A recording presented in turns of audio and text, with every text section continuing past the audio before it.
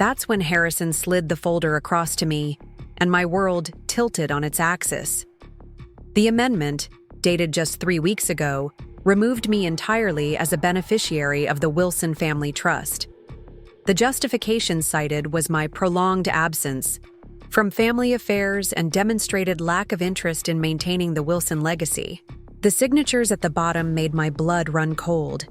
Victoria Reynolds Wilson, Diane Wilson, and even a scrawled signature from Noah, who had just turned 16. A third-party notary had witnessed it all, making it legal. "This can't be right," I said, my voice distant to my own ears. "My mother would never agree to this." Harrison's expression softened slightly. "I had the same thought, which is why I did some preliminary investigation before calling you in." He pulled another document from his desk drawer. "I found something strange. The notary who verified the signatures doesn't seem to exist, at least not at the address provided. And when I called your mother directly to confirm, she seemed confused, saying she thought she was signing something related to property taxes." A flash of memory, Victoria and the unknown man with papers spread across the kitchen island. "Property taxes," I repeated slowly. Harrison nodded gravely. "Emily, I believe there may have been some irregularities in how this amendment was obtained. Your father was my friend, not just my client. He was explicit about his wishes for you and Noah to share equally in his legacy." I stared at the documents, my mind racing. What happens now? Is this amendment valid? For the moment, legally, yes, Harrison admitted. But if there was misrepresentation or fraud involved in obtaining the signatures, we can challenge it. I'm prepared to help you do that, but I wanted to speak with you first. My thoughts turned to the lakeside property, to the Japanese garden my father had created with such care, to the northern light docked at the private pier. All of it, erased from my future with a few strokes of a pen. "There's something else," Harrison added, his voice dropping slightly. "The trust provides for quarterly distributions to beneficiaries. The next one is due in 2 weeks. Unless we challenge this amendment successfully before then, those funds, approximately $75,000, will be distributed only to Noah." The amount stunned me. I had never paid much attention to the financial aspects of the trust, assuming it would be years before any significant distributions began. Another mistake. "I need to speak to my mother," I said, standing abruptly. "And then I want to fight this, whatever it takes." Harrison nodded, standing as well. "I thought you might say that. I've already started gathering evidence." He hesitated, then added, "Emily, be careful. If Victoria is behind this, as I suspect, she won't take a challenge lightly." As I left Harrison's office, the rain had intensified, sheets of water cascading down the glass facades of Seattle's skyscrapers. I barely noticed, my mind churning with questions and a growing sense of betrayal. My phone buzzed with a text from Zoe. "Lunch today? New Thai place on Pike." I texted back a quick rain check, unable to imagine sitting through a normal lunch conversation. Instead, I found myself heading toward the waterfront, to the marina where the Northern Light was docked. I hadn't visited my father's beloved sailboat in months, but suddenly I needed to be there, in the one place that remained wholly his. The marina attendant recognized me, offering a sympathetic smile as he handed over the key to the gate.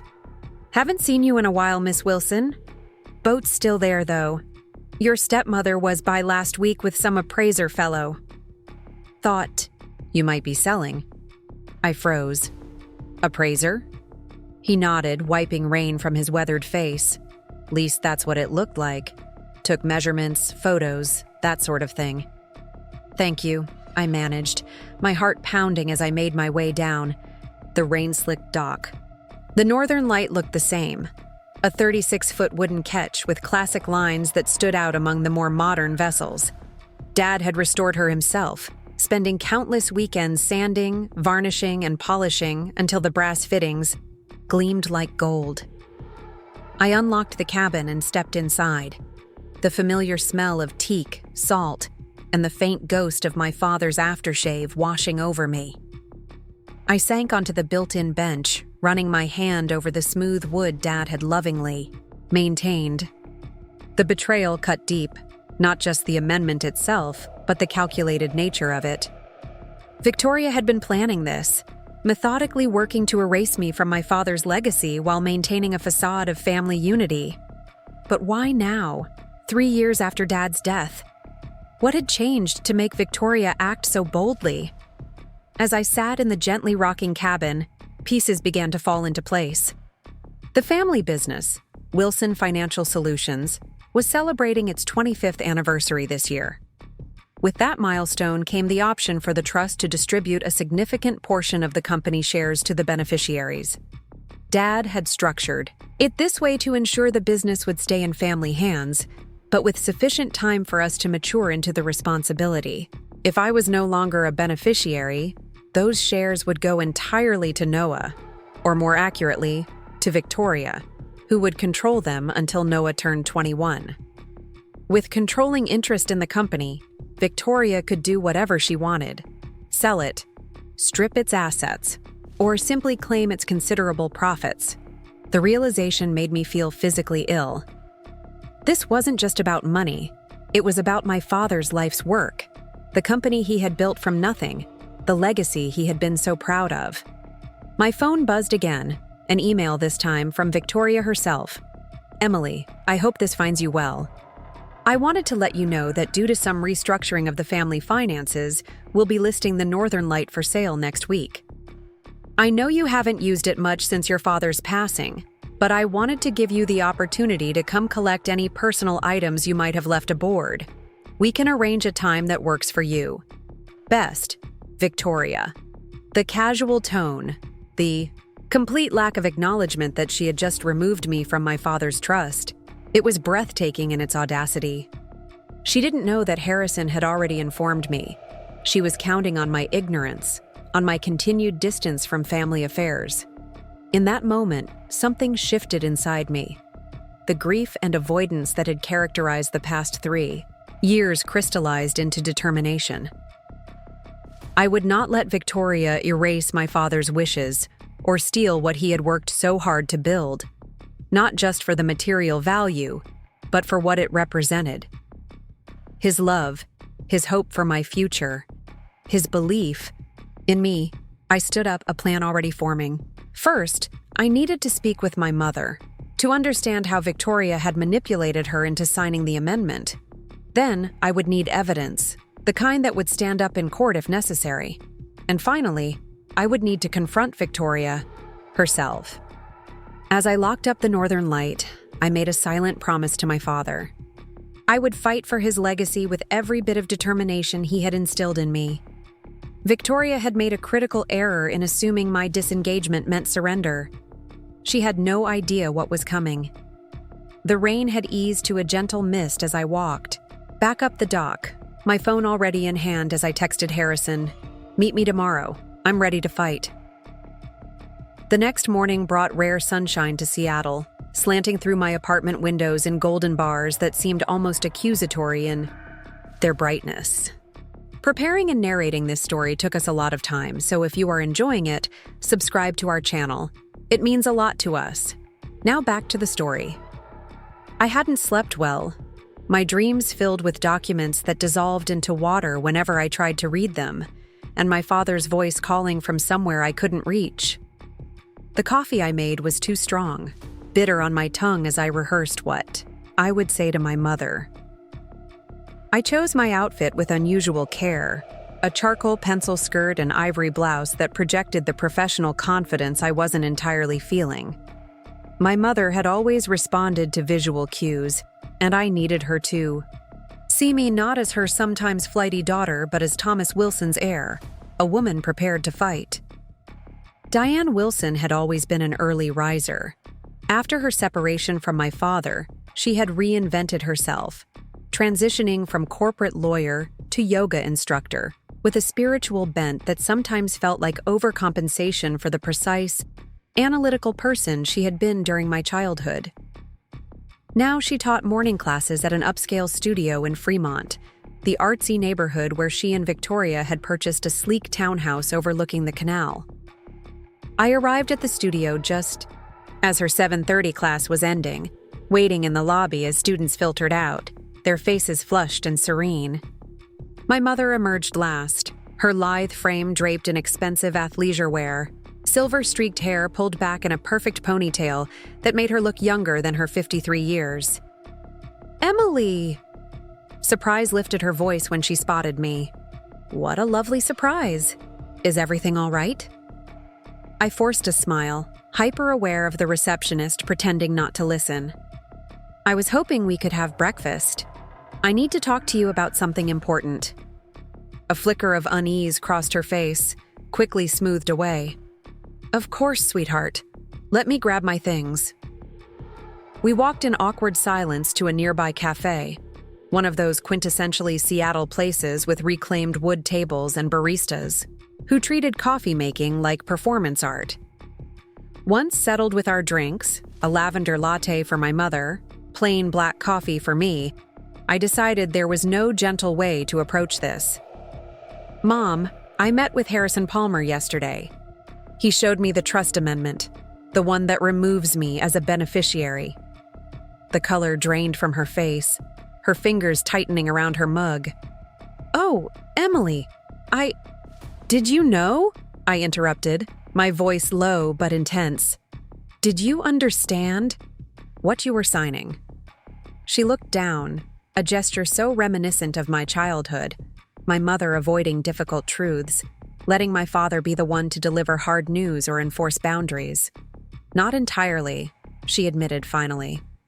"Victoria said it was a routine adjustment to help with tax liability. Something about your living out of state making the trust vulnerable to additional taxation." "I live 15 minutes from you in Capitol Hill. I've never lived out of state." My mother's brow furrowed. "But Victoria said you were planning to move to the Chicago office, that you'd already started the transfer process." I stared at her, momentarily speechless. "There is no Chicago office. My company doesn't have branches." But she showed me emails from your work account, talking about the move, how excited you were for a fresh start away from Seattle, and she trailed off, realization dawning in her eyes. "Those weren't real, were they?" "No, Mom, they weren't." I pulled out my phone, opening my work email to show her. "I've never discussed moving. I've never wanted to leave Seattle." My mother's hands trembled slightly as she set down her latte. "I don't understand. Why would Victoria do this?" I explained my theory about the company shares, the 25th anniversary distribution, watching as horror gradually replaced confusion on her face. "I had no idea," she whispered. "The amendment she showed me was different. It mentioned adjusting distributions to account for your move, but said nothing about removing you entirely." She pressed her fingers to her temples. "I should have read it more carefully. I should have asked Harrison directly."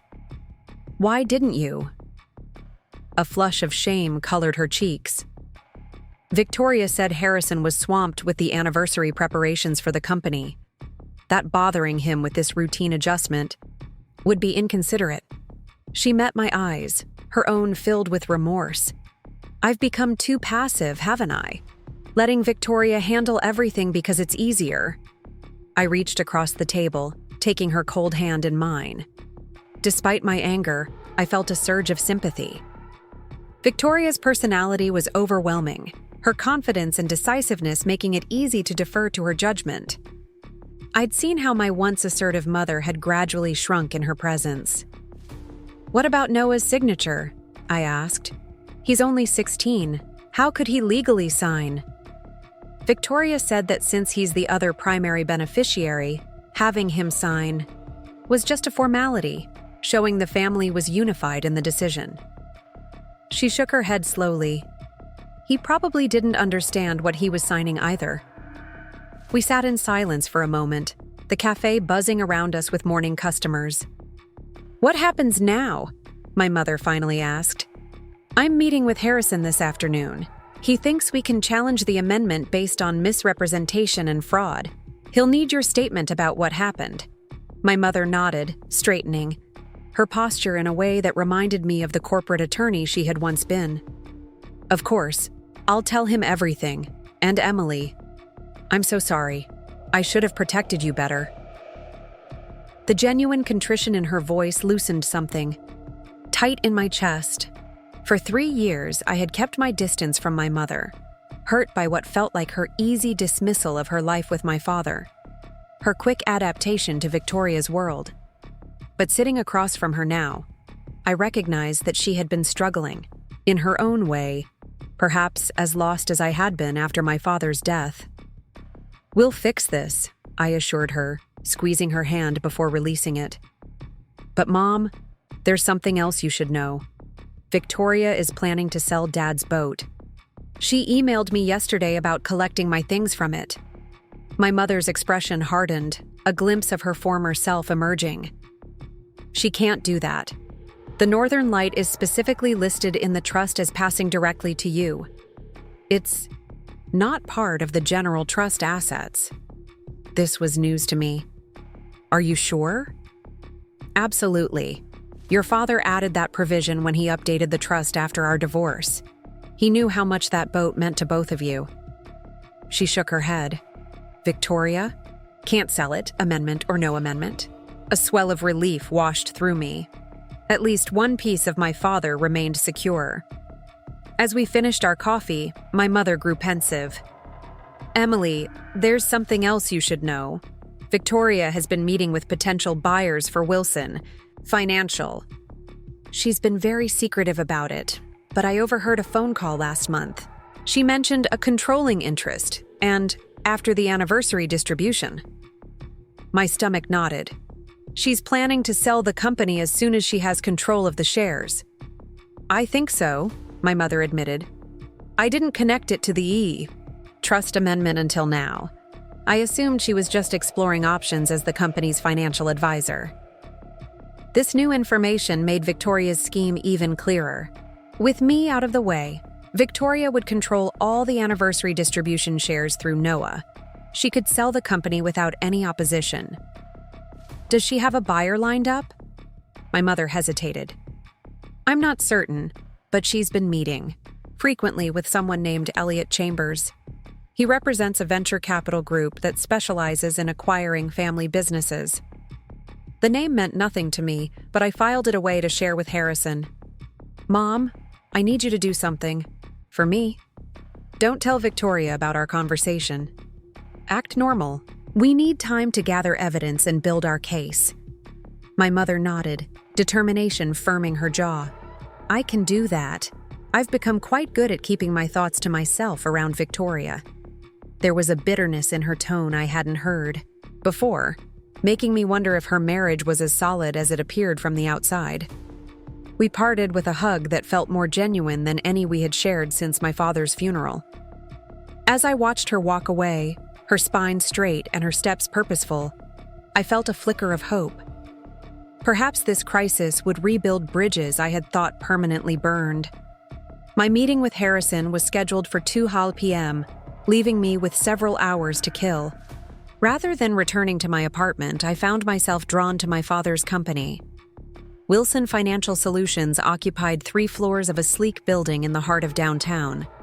I had visited often as a child and teenager, but rarely since taking my marketing job after college.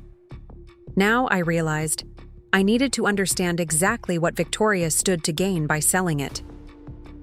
The receptionist greeted me warmly, recognition lighting her face. "Miss Wilson, what a lovely surprise. It's been ages since we've seen you." "I was in the neighborhood and thought I'd stop by," I explained, glancing around the reception area. It had been updated since my last visit, the color scheme shifting from my father's preferred warm blues to cooler grays and whites. "Is Julia Carson still the CFO?" Julia had been my father's right hand for nearly 20 years, overseeing the financial operations while he focused on investment strategy and client relationships. If anyone would know the true value of the company, it would be her. She is, though she's been talking about retirement. Her office is still on the 14th floor. I thanked her and made my way to the elevators, noting other subtle changes as I ascended. New artwork, different furniture in the common areas, Victoria's influence gradually erasing my father's aesthetic preferences. Even the company logo had been refreshed, the traditional serif font replaced by something more modern and angular. Julia's assistant recognized me immediately, ushering me into her office without even asking if she was available. Julia herself rose from behind her desk, arms outstretched for a hug. Emily Wilson, what a wonderful surprise. Julia's embrace was warm and familiar, smelling faintly of the jasmine perfume she had worn for as long as I could remember. She held me at arm's length, assessing me with kind eyes. You look more like your father every time I see you. Same determined chin. We settled into the comfortable seating area by the window, reminiscing briefly about my father before Julia fixed me with a knowing look. This isn't just a social call, is it, Emily? I hesitated, unsure how much to reveal. Julia had been loyal to my father, but her primary responsibility was to the company. I'm trying to understand more about the company's current position. The 25th anniversary is coming up, and I realized I've been too disconnected from my father's legacy. Julia's expression softened. That's understandable. Grief takes its own time. She paused, seeming to weigh her next words carefully. I've been concerned about some recent developments myself. Your stepmother has taken a very active role in company management. In what way? Victoria has been pushing the board to consider strategic partnership opportunities, which in my experience is usually code for selling the company. She's brought in consultants to value the business and has been particularly interested in how the anniversary trust distribution might affect ownership structures. I kept my face neutral, though my pulse quickened. What's your assessment of these opportunities? Julia's mouth tightened. Premature and potentially damaging. Wilson Financial is more profitable than ever. Our client base is stable. Our investment strategies are sound. There's no business reason to sell. She leaned forward slightly. But I'm not family, Emily. I don't get a vote on the ultimate direction. But I did, or I would, if I could reverse Victoria's amendment. What's the company worth now, Julia? Approximately? She didn't hesitate.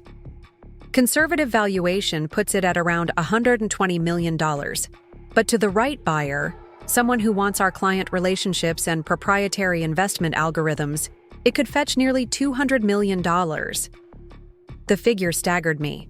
I had known the company was successful, but hearing the actual value made Victoria's scheme all the more comprehensible. With controlling interest, she could potentially walk away with over $100 million from the sale. And the anniversary distribution from the trust. What percentage of company shares does that involve? Julia's gaze sharpened. You don't know? I shook my head, embarrassment heating my cheeks. I've been disconnected from the details. The anniversary triggers the release of 51% of company shares from the trust to the beneficiaries. Your father structured it that way to ensure family control would continue while still allowing the company to operate independently during the initial years after his death. She studied me intently. Emily, as a beneficiary, you're entitled to half of those shares. That would give you a 5% stake in the company. I swallowed hard, not correcting her assumption that I was still a beneficiary. And the other half would go to Noah.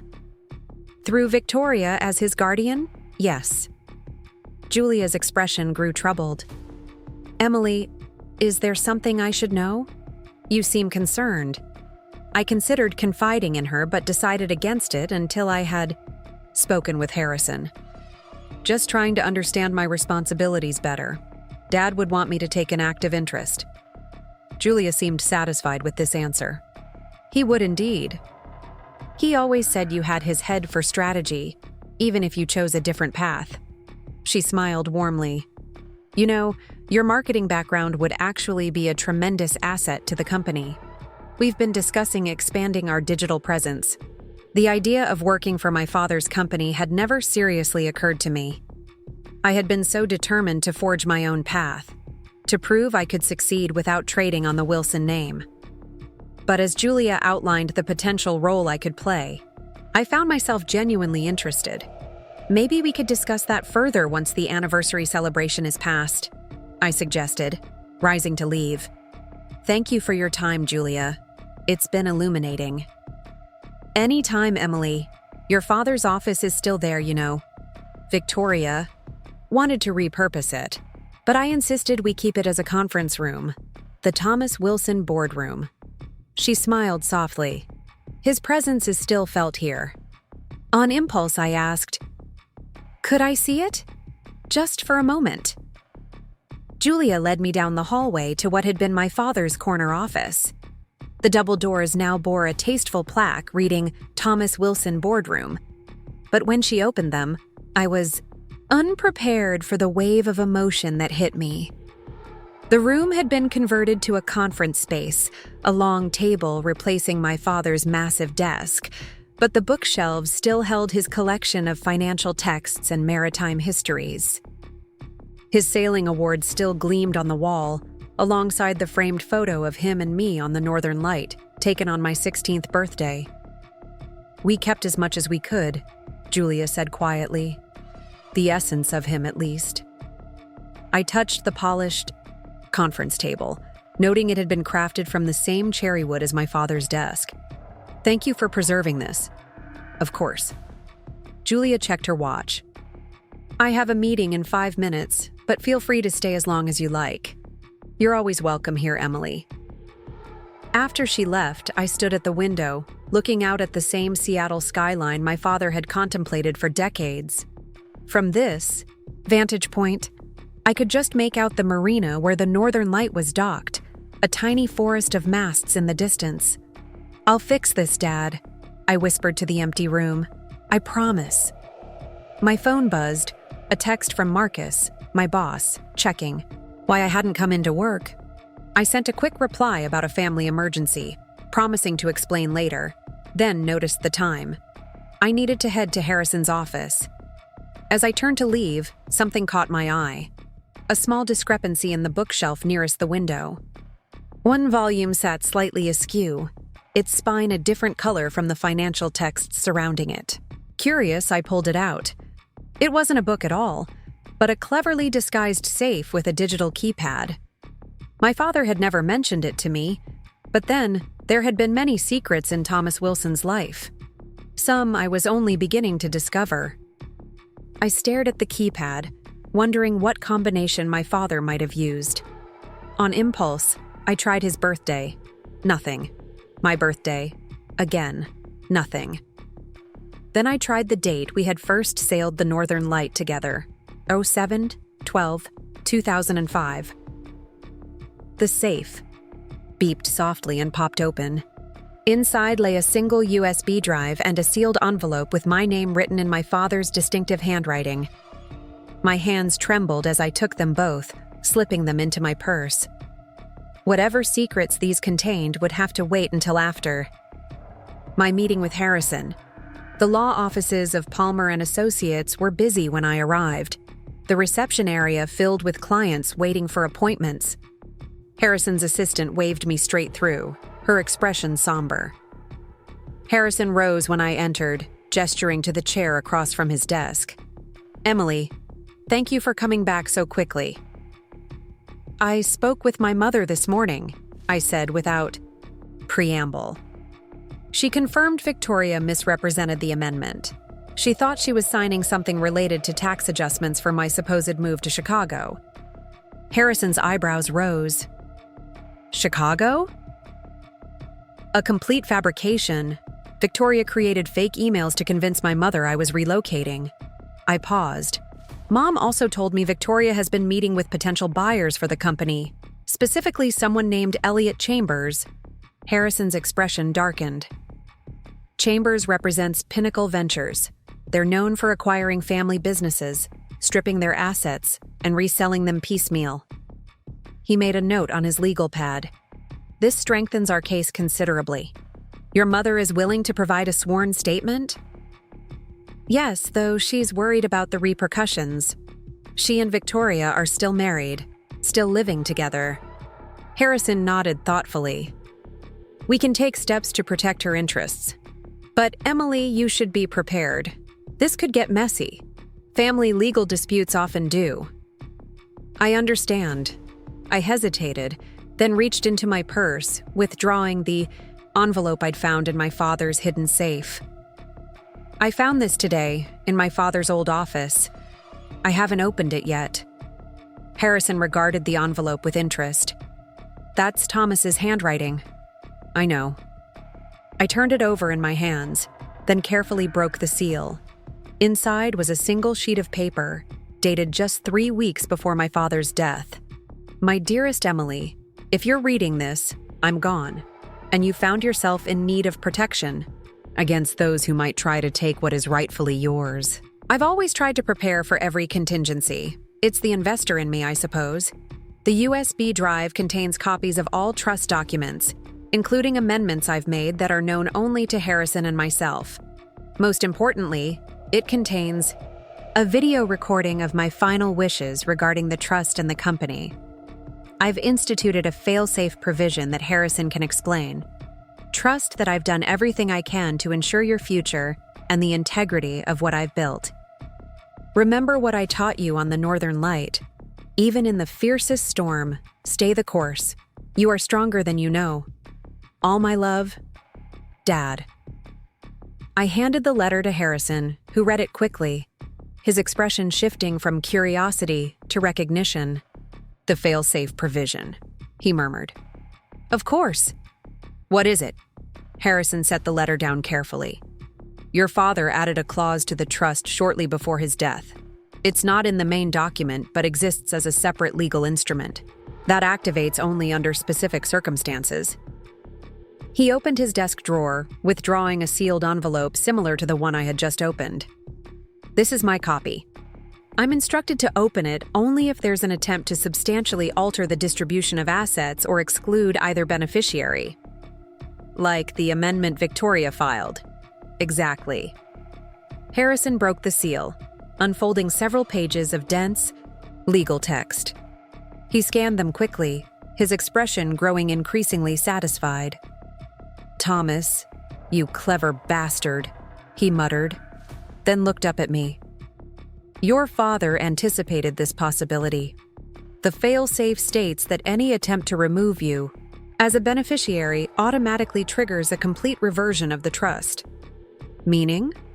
"Meaning that instead of the graduated distribution he originally planned, all assets, including the full 100% of company shares, immediately transfer to you as sole beneficiary. Victoria, Noah, even your mother would be completely excluded." I sat back, stunned. That seems extreme. "Your father was protecting his legacy and you." Harrison continued reading. "However, he's given you the option to reinstate the original terms if you choose, once the trust is safely in your control." The implications were staggering. If we invoked this provision, I would gain complete control of everything: the house, the company, all assets. It would devastate Victoria's plans, but it would also hurt Noah and my mother. "We need to verify the USB contents," Harrison said, handing me back the letter. "And I'll need to research whether this provision supersedes the fraudulent amendment." "But Emily, this changes everything." As I left Harrison's office, my mind was spinning with possibilities. The fail-safe provision gave me leverage I hadn't anticipated, but using it felt too much like the nuclear option. My father had built a life centered on balance and fairness. Would he really want me to take everything, even from innocent parties like Noah? The sealed USB drive seemed to burn in my purse as I walked to my car. Whatever it contained might answer some of these questions, but I needed privacy to review it. I decided to head home to my apartment, but as I slid into the driver's seat, my phone rang, an unknown number. "Hello? Is this Emily Wilson?" The The male voice was unfamiliar, professionally pleasant. Yes, who's calling? My name is Elliot Chambers with Pinnacle Ventures. I understand you're a beneficiary of the Wilson Family Trust. I was hoping we might be able to meet to discuss some opportunities regarding Wilson Financial Solutions. My breath caught. This was the buyer Victoria had been cultivating, reaching out to me directly. How did you get my number, Mr. Chambers? A slight pause. Your stepmother provided it. She indicated you might be interested in discussing the future of the company. Did she mention that she recently had me removed from the trust? Another longer pause. I wasn't aware of that development. My understanding was that both trust beneficiaries needed to approve any potential transaction. That was my understanding as well, I replied coolly. It seems Victoria has been less than forthcoming with both of us. Miss Wilson, perhaps we should meet in person. I'd be interested in hearing more about this situation. An idea began to form. Elliot Chambers might be an opponent in Victoria's scheme, but he could also be a valuable source of information about exactly what she had been planning. I'd be happy to meet Mr. Chambers. How about tomorrow morning at Raindrop Cafe on Broadway? Say 9 o'clock. I'll be there. He hesitated. Miss Wilson, just to be clear, I represent my client's interests, but I don't participate in fraudulent transactions.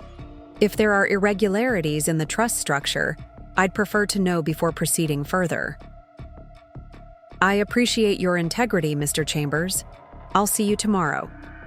As I ended the call, a text came through from my mother. Victoria. Just called. She's asking about my meeting with you this morning. Says someone at the cafe recognized us. What should I say? I typed back quickly. Tell her we were discussing Dad's boat. Say I was upset about the sale and wanted to understand why it was happening. Nothing about the trust. My mother's reply came moments later. Understood. Be careful, Emily. She's suspicious. I started the car, a sense of urgency propelling me. The game was changing rapidly.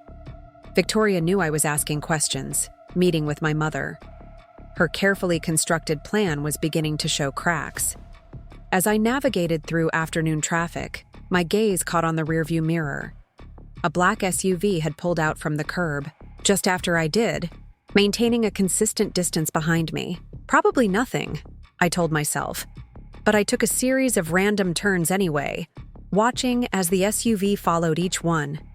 Someone was following me, and there was only one person who would have reason to have me watched. Victoria was moving faster than I had anticipated. The tension was escalating, and I needed to be prepared for whatever came next. Instead of driving home, I made a split-second decision and turned toward Capitol Hill's bustling commercial district. If someone was following me, I needed to lose them before reviewing the USB drive's contents. I pulled into the crowded parking garage beneath an upscale grocery store, circling down to the lowest level where I cut my engine and slumped low in my seat, watching through the rearview mirror. The black SUV appeared moments later, creeping slowly through the rows of parked cars. In the harsh fluorescent lighting, I could make out the driver, a heavy-set man with a close-cropped beard, definitely no one I recognized. He wasn't being particularly subtle, which meant either he wasn't a professional or he wanted me to know I was being watched. Neither option was comforting. After 10 minutes of fruitless searching, the SUV finally left. I waited another 15 minutes before starting my car and taking the opposite exit, constantly checking to ensure I wasn't followed again. Instead of heading to my apartment, I drove to Zoe's place in Ballard. My best friend since college had a spare bedroom and, more importantly, no connection to Victoria. Zoe opened her door with a bemused expression that quickly shifted to concern when she saw my face. Em, what's wrong? I need a place to stay tonight, and I need to use your computer. I stepped inside, automatically relaxing in the familiar warmth of Zoe's eclectic apartment. It's a long story. I've got wine, ice cream, and zero plans tonight, Zoe replied, locking the door behind me. Spill. Over takeout Thai food, I explained everything. The trust amendment, Victoria's scheme to sell the company, the fail-safe provision, and the USB drive burning a hole in my purse. Zoe listened without interrupting, her dark eyes widening at each. New revelation. Holy shit, Em, she breathed when I finished. This is like something from a movie. Your stepmother is basically a villain from a soap opera. I wish it were just bad television, I said, pushing my pad thai around its container. The worst part is how calculated it all is. She's been planning this for months, maybe years, using my mother, lying about me moving to Chicago, all while acting like we're one big happy family. Zoe's expression hardened. She didn't count on you fighting back, though, did she? No, I admitted. I think she assumed I'd given up any interest in my father's legacy. And honestly, until yesterday, she might have been right. What changed? I considered the question, realizing the answer had been forming since that first meeting with Harrison. I think I finally understood what Dad was trying to build, not just for himself, but for me. That house, the company, even the Northern Light. They weren't just assets. They were his way of making sure I would always be secure. Always have a foundation. I met Zoe's gaze. He believed in me, even when I was pulling away. I can't let Victoria destroy that. Zoe nodded, reaching across to squeeze my hand. So, what's the next move, corporate warrior? First, I need to see what's on this USB drive. I pulled out my father's parting gift, turning it over in my palm. Then, I need to figure out exactly what Victoria is planning and stop her before the anniversary distribution. Zoe gestured to her desktop computer in the corner. Let's do this. The USB drive was encrypted, requiring a password. I tried several combinations before remembering how my father had secured the safe. The date we'd first sailed together, 07/12/005. The screen flashed, and folders appeared. Yes. I clicked on the first folder, labeled Trust Documents. Inside were PDFs of the original trust agreement, amendments, and the fail-safe provision Harrison had described. I skimmed through them, confirming what Harrison had told me. Any attempt to remove either beneficiary would trigger automatic reversion of all assets to the other. The second folder, labeled Wilson Financial, contained company valuations, projections, and a detailed breakdown of shareholding structures. The company was indeed worth approximately $120 million in liquid assets, with additional value in its proprietary trading algorithms and client relationships. But it was the third folder that captured my attention. For Emily. Inside was a single video file dated 3 weeks before my father's death. My hand trembled slightly as I clicked on it. The screen filled with my father's face, his gray-blue eyes, so like my own, crinkling at the corners as he smiled at the camera. He looked tired, thinner than I remembered, but his voice was strong. Hello, Emmy. If you're watching this, then something's gone wrong with the trust arrangements I've put in place. I hope you never need to see this, but I've learned in business and in life that it's best to prepare for all eventualities. My throat tightened at the sound of his voice, at the familiar nickname no one else ever used. Zoe silently placed her hand on my shoulder as the recording continued. I've built Wilson Financial from nothing into something I'm deeply proud of, but my greatest achievement, my true legacy, is you, Emmy. Everything I've created has been with your future in mind. The trust is structured to protect that future, to ensure that what I've built remains in the hands of those who will cherish and grow it. He leaned forward, his expression growing more serious. I've included provisions to protect against manipulation or efforts to exclude you. The fail-safe is extreme, I know, but necessary. If it's been triggered, you now have a choice to make. You can keep everything for yourself. That's your right. Or you can choose to honor the original terms of the trust. That decision is entirely yours. My father shifted in his chair, a shadow of discomfort crossing his face before he continued. But I want to be clear about one thing. Wilson Financial must remain under family control. The algorithms and investment strategies I've developed aren't just valuable, they're potentially dangerous in the wrong hands. They could be used to manipulate markets if someone unscrupulous gained control. This was something I hadn't considered, that my father's work might have implications beyond simple financial value. If you're watching this, Emmy, trust Harrison. He knows everything and will guide you. And remember what I always taught you on the Northern Light. When the waters get rough, don't turn back to shore. Adjust your sails, hold your course, and trust that you'll reach calm waters again. He smiled, the warm, proud smile I'd so desperately missed these past 3 years. I love you, Emmy. More than anything I've ever built or accomplished. Whatever you decide, I know it will be the right choice. The video ended, and I sat motionless, tears streaming down my face. Zoe wrapped her arms around me, saying nothing, just letting me process the emotions that came flooding back. Grief, love, determination, all mingled together. After a few minutes, I wiped my eyes and straightened my shoulders. I need to make copies of everything. Victoria has no idea this exists, and I want to keep it that way for now.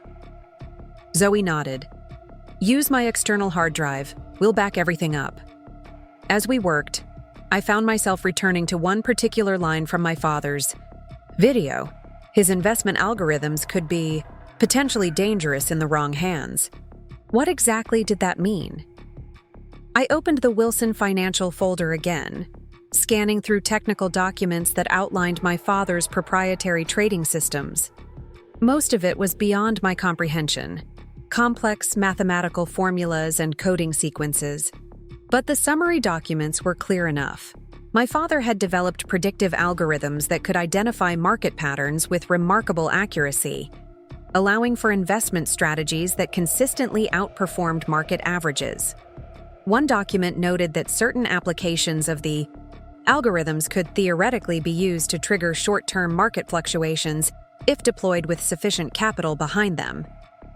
This is why Victoria wants to sell to Pinnacle, I murmured, more to myself than to Zoe.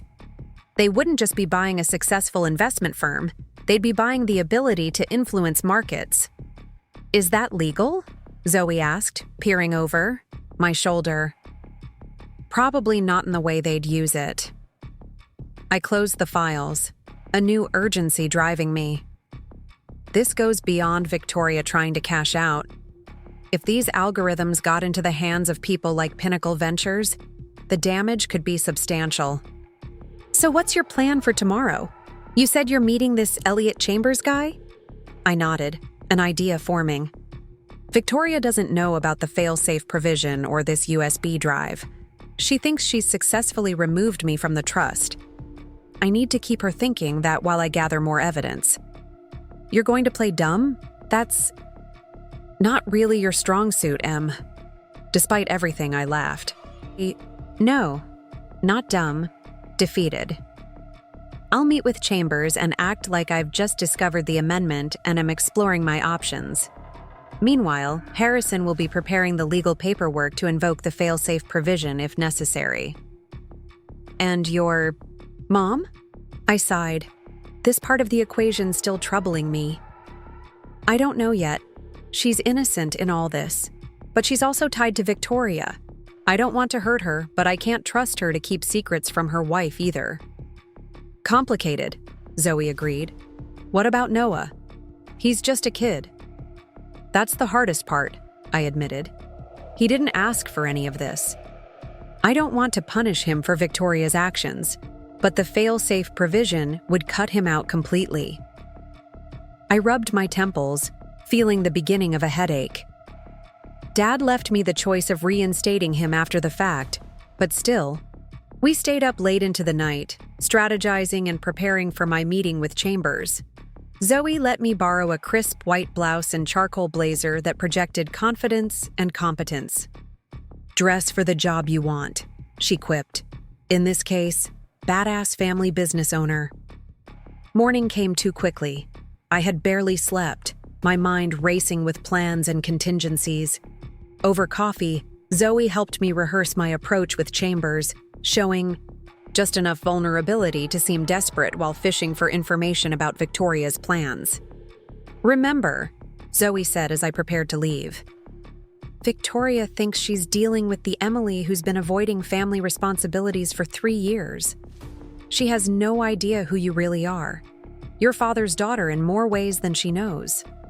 Her words bolstered me as I drove to the Raindrop Cafe, arriving 15 minutes early to secure a table in the back corner where we wouldn't be easily overheard. I ordered a black coffee and waited, reviewing the key questions I wanted to ask. Without seeming too informed, Elliot Chambers arrived precisely at 9, a tall man in his early 40s with the polished look of someone who made his living convincing people to trust him with their money. He spotted me immediately, striding over with a practiced smile and an extended hand. Miss Wilson, thank you for meeting with me. Emily, please, I replied, shaking his hand firmly. Then you must call me Elliot.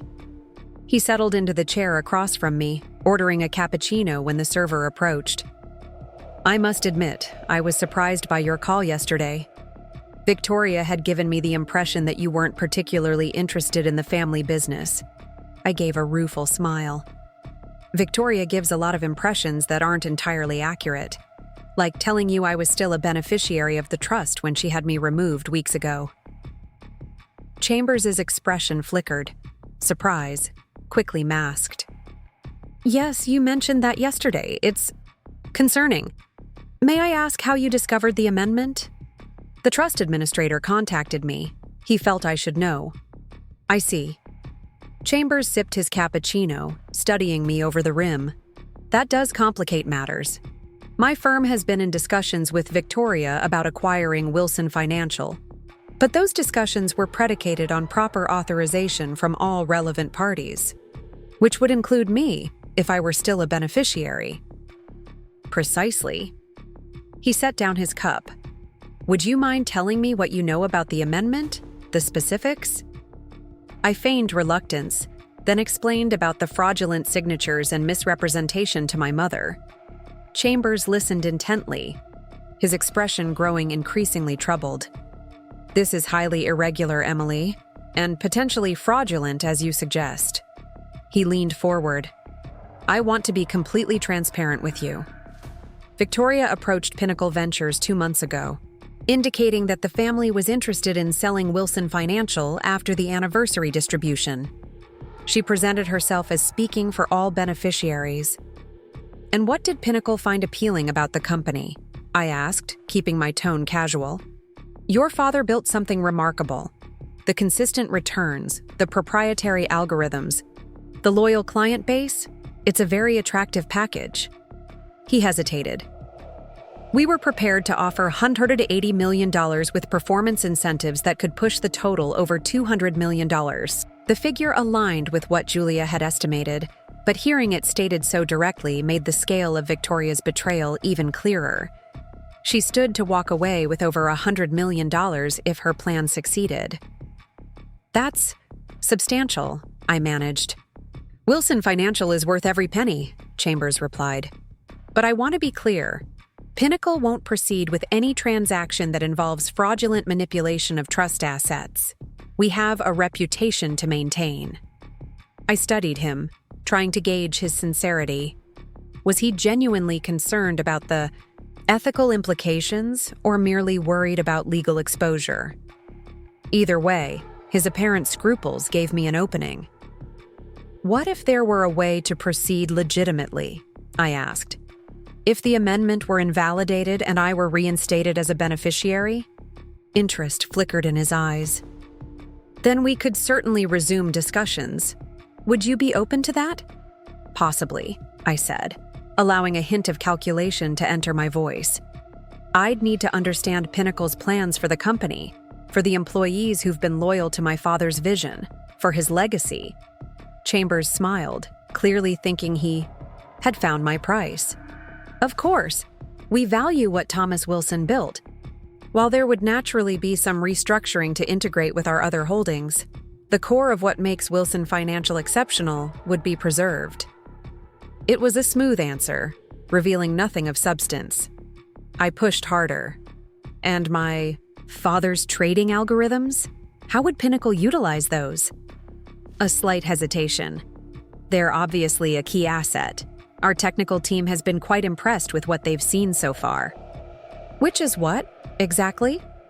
Chambers' smile tightened. Victoria provided some high-level documentation, enough to confirm their value, though naturally, we would conduct comprehensive due diligence before closing any transaction. So, Victoria had already shared proprietary information without authorization, another violation to add to the growing list. I see, I said, letting disappointment color my tone.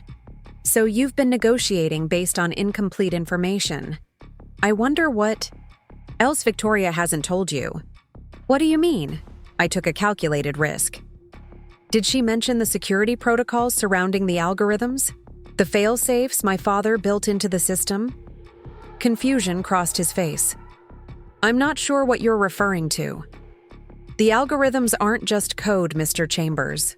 They're integrated with specific security measures that my father implemented. Only authorized users with the proper authentication can deploy them. This was a complete fabrication, but one that seemed plausible given my father's concerns about the algorithms falling into the wrong hands. Victoria didn't mention any security measures, Chambers admitted, looking increasingly uncomfortable. I'm not surprised. She probably doesn't know about them. My father was very careful about who he trusted with the complete picture. I let that sink in before continuing.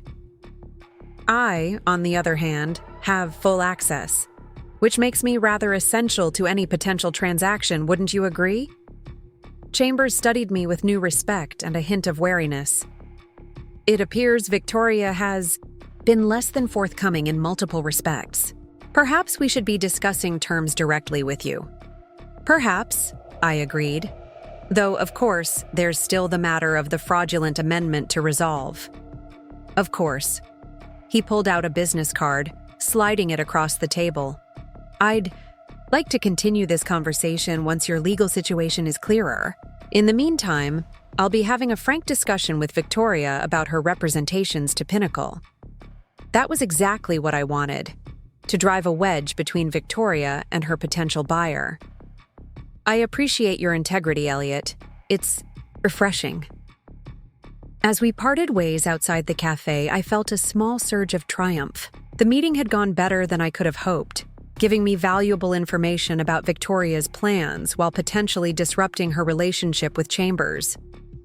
My next stop was Harrison's office to share what I'd learned and the contents of the USB drive.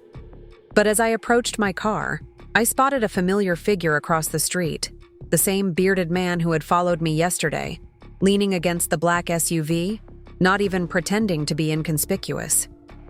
I changed direction, heading toward the nearby shops as if I hadn't noticed him. Through reflections in store windows, I watched as he pushed off from the vehicle and began to follow at a distance.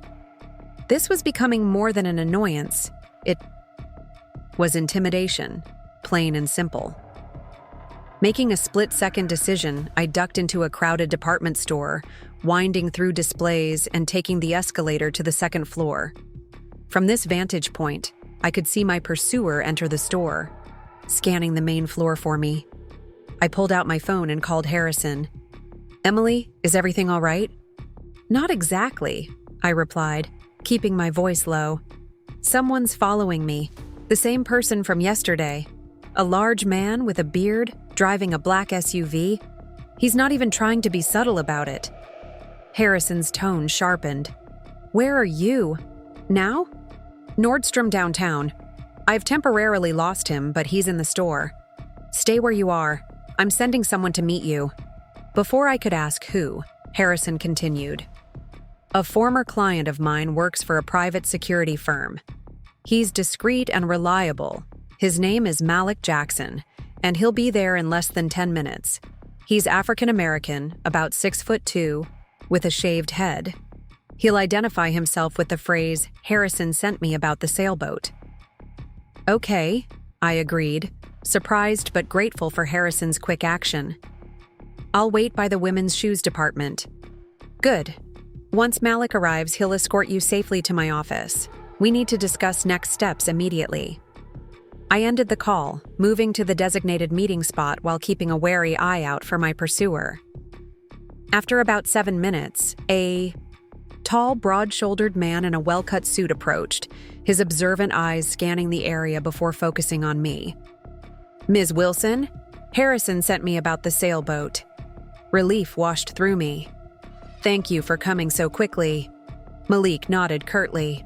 "The man following you is on the first floor near the perfume counters, still searching. I have a colleague monitoring him. Let's move now." With calm efficiency, Malik guided me through the store to a service elevator, then through a back exit that opened onto an alley where a dark sedan waited. "This will take us to Harrison's office. My colleague will continue to track your follower." The drive to Harrison's office took less than 10 minutes, but it felt much longer as tension knotted my shoulders. Malik remained silent, professionally alert, only speaking when we arrived at our destination. "I'll come with you to meet with Harrison. We need to assess the threat level and determine appropriate countermeasures." Harrison was waiting when we entered, his face grave. "Emily, I'm glad you're safe. This situation is escalating faster than I anticipated." I sank into a chair, suddenly exhausted. "Victoria's getting desperate. She knows I'm onto her." "More than that," Harrison replied, sliding a document across his desk. "This arrived by courier an hour ago. Victoria has filed for an emergency hearing to validate the trust amendment, claiming you're attempting to interfere with the proper administration of the trust assets." I stared at the legal notice, Victoria's audacity momentarily stunning. Me? She's accusing me of interference after what she did? "It's a common tactic," Harrison explained. "By acting first, she's trying to position herself as the injured party defending the trust, rather than the perpetrator of fraud." "The hearing is scheduled for tomorrow morning," I noted, skimming the document. "That's incredibly fast." "Victoria has connections in the legal community. She likely called in favors to expedite the process." Harrison's expression was grim. "She's trying to get judicial approval before we can properly prepare our challenge." Malik, who had been silently observing, spoke up. "This escalation suggests she knows you've discovered something significant. The surveillance, the rushed legal action, she's moving to contain the situation quickly." "She must have spoken to Chambers after our meeting," I realized. "He said he was going to have a frank discussion with her about her misrepresentations." Harrison nodded. "That would explain the accelerated timeline. We need to respond immediately with our own filing to invoke the fail-safe provision." "If I do that, Noah and my mother lose everything," I pointed out, still troubled by this aspect. "Only initially," Harrison reminded me. "Once you have control, you can reinstate them according to terms you define. Your father gave you that flexibility." I pulled out the USB drive. "There's more you need to see." I explained about my father's video message and the documents revealing the true nature of his trading algorithms. He was specifically concerned about them falling into the wrong hands. If Pinnacle acquires them. Harrison's expression darkened as I explained what I'd learned. "This adds another dimension entirely. The Securities and Exchange Commission would take a very dim view of algorithms designed to manipulate markets. Would Victoria understand the implications? Perhaps not fully," Harrison mused. "But Pinnacle certainly would. They might be planning to use the algorithms in ways that skirt regulatory boundaries." Malik, who had been listening intently, offered his professional assessment. "You're now dealing with multiple threats: physical surveillance suggesting potential intimidation, accelerated legal action to circumvent your rights, and a possible scheme that could have regulatory implications. What do you recommend?" I asked, looking between the two men. "First, security," Malik stated firmly. You shouldn't return to your apartment. Someone is clearly monitoring your movements, and that location is known to Victoria. I was staying with a friend last night. Good, but we should arrange something more secure. I can have a colleague conduct counter-surveillance to determine how extensive the monitoring is. Harrison nodded agreement. Second, we need to prepare our legal response immediately. I'll work through the night if necessary to file our challenge to Victoria's emergency hearing and invoke the fail-safe provision. And third, I added, an idea forming, I need to speak with Noah. Both men looked at me in surprise. Noah? Your half-brother? Harrison asked. Is that wise at this juncture? He's 16, old enough to understand what's happening. And Victoria used him, had him sign documents he probably didn't comprehend. He deserves to know the truth before tomorrow's hearing potentially changes. Everything. It's risky, Malik cautioned. Victoria will likely be watching him closely as well. Which is why I need your help, I replied. Noah attends Lakeside School. He has soccer practice this afternoon until 4:30. It might be the only opportunity to speak with him away from Victoria's influence. Harrison and Malik exchanged glances, seemingly communicating silently before Harrison spoke. I understand your reasoning, Emily, but please consider the risks. Victoria has already demonstrated she's willing to go to extreme lengths. I need to try, I insisted. Not just for strategic reasons, but because it's the right thing to do. Noah is innocent in all this. After further discussion, we formulated a plan. Malik would arrange secure transportation to Lakeside School and maintain surveillance to ensure Victoria's associate wasn't following. Harrison would begin preparing our legal response while also reaching out to his contacts to learn more about the judge assigned to tomorrow's hearing. As for me, I would attempt to speak with Noah, to explain what his mother had done and offer him reassurance that, whatever happened with the trust, I would make sure he was taken care of. It was what my father would have wanted. Before leaving Harrison's office, I made a copy of my father's video message for him to review and potentially use in our legal strategy. As the file transferred, I found myself reflecting on how dramatically my life had changed in just 48 hours. From blissful ignorance of Victoria's schemes to being at the center of what felt like a high-stakes chess match, with my father's legacy hanging in the balance. Emily, Harrison said as I prepared to leave with Malik, your father would be proud of how you're handling this. You're showing the same determination and clarity of purpose that made him such a formidable businessman. His words touched me deeply, bolstering my resolve for what promised to be a difficult conversation with Noah. The drive to Lakeside School was tense, with Malik constantly checking for signs of surveillance. We arrived early, parking in a position that offered a clear view of the soccer fields while remaining somewhat secluded. I'll wait here, Malik said. If anything seems off, I'll call you immediately. I nodded gratefully, then made my way toward the fields where practice would soon be ending. I spotted Noah easily, lanky like his mother, but with surprising grace as he moved across the field. I had never paid much attention to my half-brother, always seeing him as an extension of Victoria rather than his own person. Now, watching him joke with teammates, I felt a pang of regret for the relationship we might have had under different circumstances.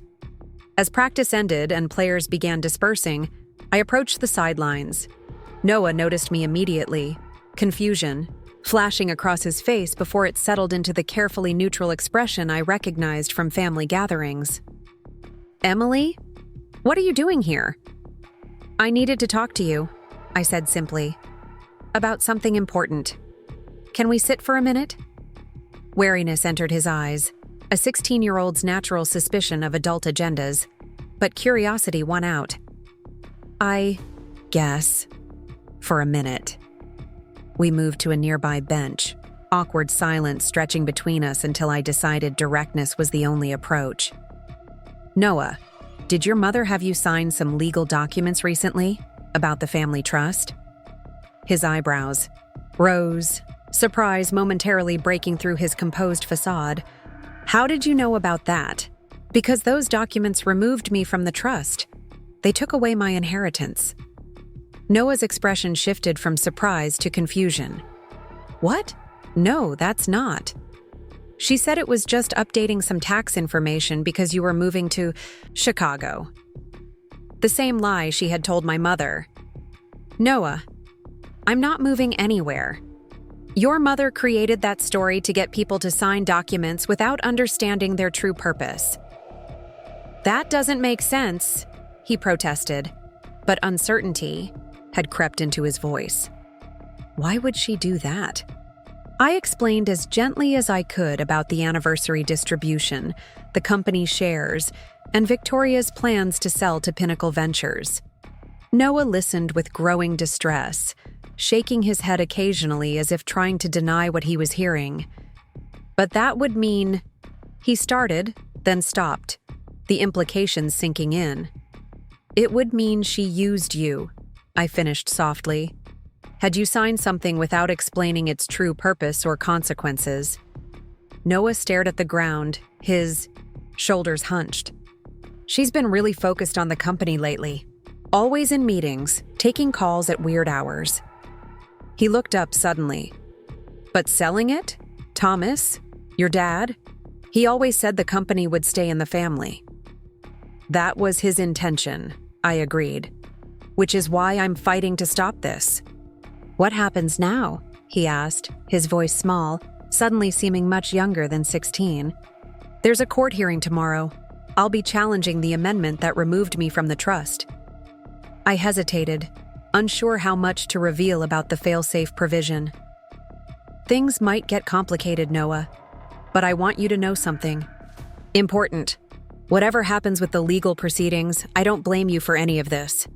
And I'll make sure you're taken care of. He studied me, teen skepticism warring with a desire to believe. Why would you do that? We've never even been close. Because it's what my father would want, I said honestly. And because you're my brother, regardless of how I feel about your mother. Noah absorbed this, conflict clear on his face. Finally, he asked, "What should I do?" It was the question I had been hoping for, the opening that suggested he might be willing to help. If asked, tell the truth. Say you didn't understand what you were signing, that you were told it was about tax adjustments for my move to Chicago. Mom will be so angry, he whispered, genuine fear flashing in his eyes. That flash of fear told me more about life with Victoria than anything else could have. Noah, has she? Is she often angry with you? He shrugged, trying for nonchalance but not quite achieving it. Only when I mess up her plans, or embarrass her in front of her friends, or get less than perfect grades. His attempt at a smile failed. So yeah, pretty often. Another layer of Victoria's character revealed, not just manipulative and greedy, but controlling and emotionally abusive to her own son. My determination to stop her solidified further. I can help you, Noah. Once this is resolved, if you want to... A sharp ring cut through our conversation. Noah pulled out his phone, his face paling as he checked the screen. It's her. She's calling to see why I'm not home yet. You should answer, I said, standing. Don't tell her you saw me. Go home as usual. But Noah... I pressed a business card into his hand with my number written on it. If you need anything, call me, day or night. He nodded, pocketing the card before answering his phone. Hey, Mom. Yeah, practice just ran late. I'm on my way now. As he walked away, casting one last conflicted glance over his shoulder, I felt both hope and dread. The conversation had gone as well as could be expected, but involving Noah deepened the stakes. This wasn't just about money or property anymore. It was about potentially freeing a young man from a destructive relationship with his mother. I returned to Malik's car, my mind racing with new possibilities and concerns. We need to get back to Harrison's office, I told him. There's more at stake here than I realized. As we pulled away from the school, I glanced back at the soccer field where I had finally begun to know my brother. Tomorrow's hearing would be the breaking point, the moment when all the tensions and machinations of the past weeks would finally erupt into the open, and I needed to be ready. 33. The morning of the hearing dawned gray and misty, the Seattle skyline barely visible through the fog that hung over the city like a premonition. I had spent the night in a hotel suite Harrison had arranged, with one of Malik's security colleagues posted discreetly in the hallway.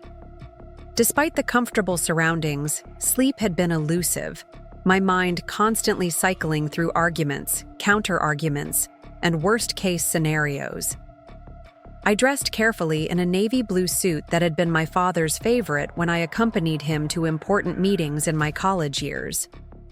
Navy inspires confidence, he had once told me, straightening my collar before a summer internship interview.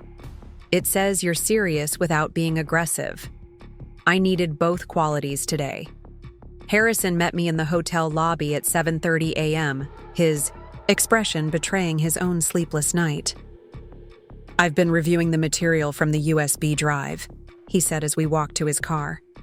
"The video of your father will be powerful evidence, but Judge Lancaster is known for strict adherence to legal technicalities. Victoria's team will argue that the amendment was properly executed, regardless of the misrepresentations used to obtain signatures. What about the failsafe provision? That's our strongest card, but we need to play it carefully.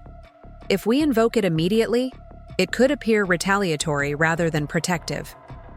Harrison navigated through early morning traffic, his hands steady despite the tension in his voice.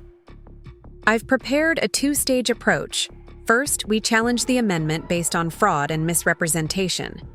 Only if that fails do we reveal the failsafe provision." I nodded, grateful for his strategic thinking. "What about my mother and Noah? Will they need to testify?" "Your mother has submitted a sworn statement detailing how Victoria misled her. As for Noah, he's a minor, so the court would be reluctant to involve him directly. But his statement, if we could obtain one, would certainly strengthen our case." My phone buzzed with a text message from an unknown number. "It's Noah. Need to talk before court. Can meet at coffee shop across from courthouse. 8:15? My pulse quickened. Noah wants to meet before the hearing. Harrison frowned, glancing at the message. It could be a trap. Victoria might have his phone. Or he might want to help, I countered. He seemed genuinely shocked yesterday when I told him what his mother had done. After a brief debate, we agreed that I would meet Noah, but with precautions. Malik, who was following in a separate vehicle, would enter the coffee shop first to scan for potential threats. Harrison would wait nearby, ready to intervene if necessary. The coffee shop was already busy with morning commuters when we arrived. Malik went in first, returning after a few minutes with a nod. The boy is there, alone in the back corner. No sign of Victoria or her associate. Taking a deep breath, I entered the cafe, spotting Noah immediately. He looked even younger than usual, hunched over a steaming mug, dark circles under his eyes suggesting his night had been as restless as mine. "Hey," I said softly, sliding into the seat across from him. Noah glanced up, relief flashing across his face. "You came. I wasn't sure you would." "Of course. What's going on, Noah?" He pushed a folder across the table. "I found these in Mom's home office last night. I think you should have them." I opened the folder cautiously, finding what appeared to be email printouts. Scanning quickly, I realized they were correspondence between Victoria and Elliot Chambers dating back nearly 6 months, long before she had claimed the discussions with Pinnacle began. "She's been planning this for months," Noah said, his voice hollow. "After you left yesterday, I started thinking about things that hadn't made sense. Mom's late-night work calls, her sudden interest in the anniversary celebration, how she kept asking me questions about you and whether we ever talked." I continued reading, my heart sinking as I found clear evidence of Victoria's scheme. In one email, she explicitly discussed the need to simplify the ownership structure before proceeding, and mentioned addressing the Emily situation.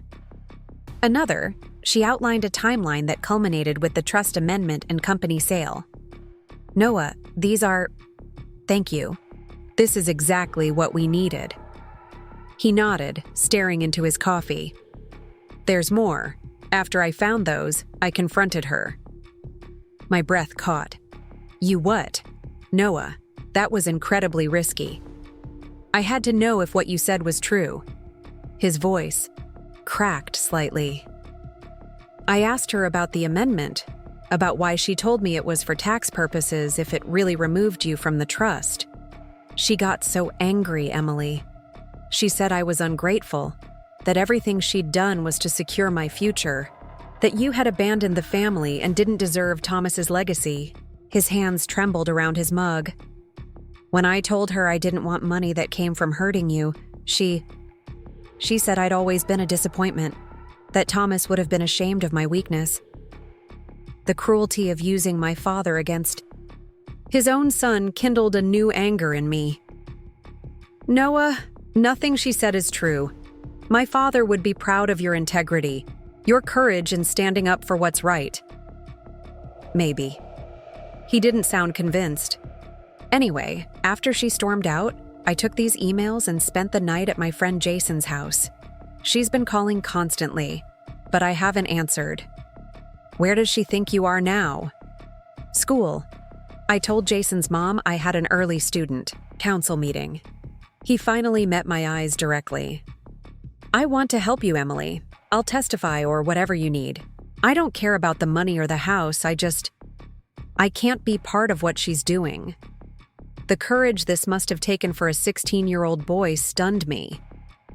Noah, are you sure?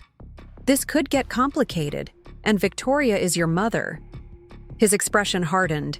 She didn't care about that when she used me to hurt you. Why should I protect her now?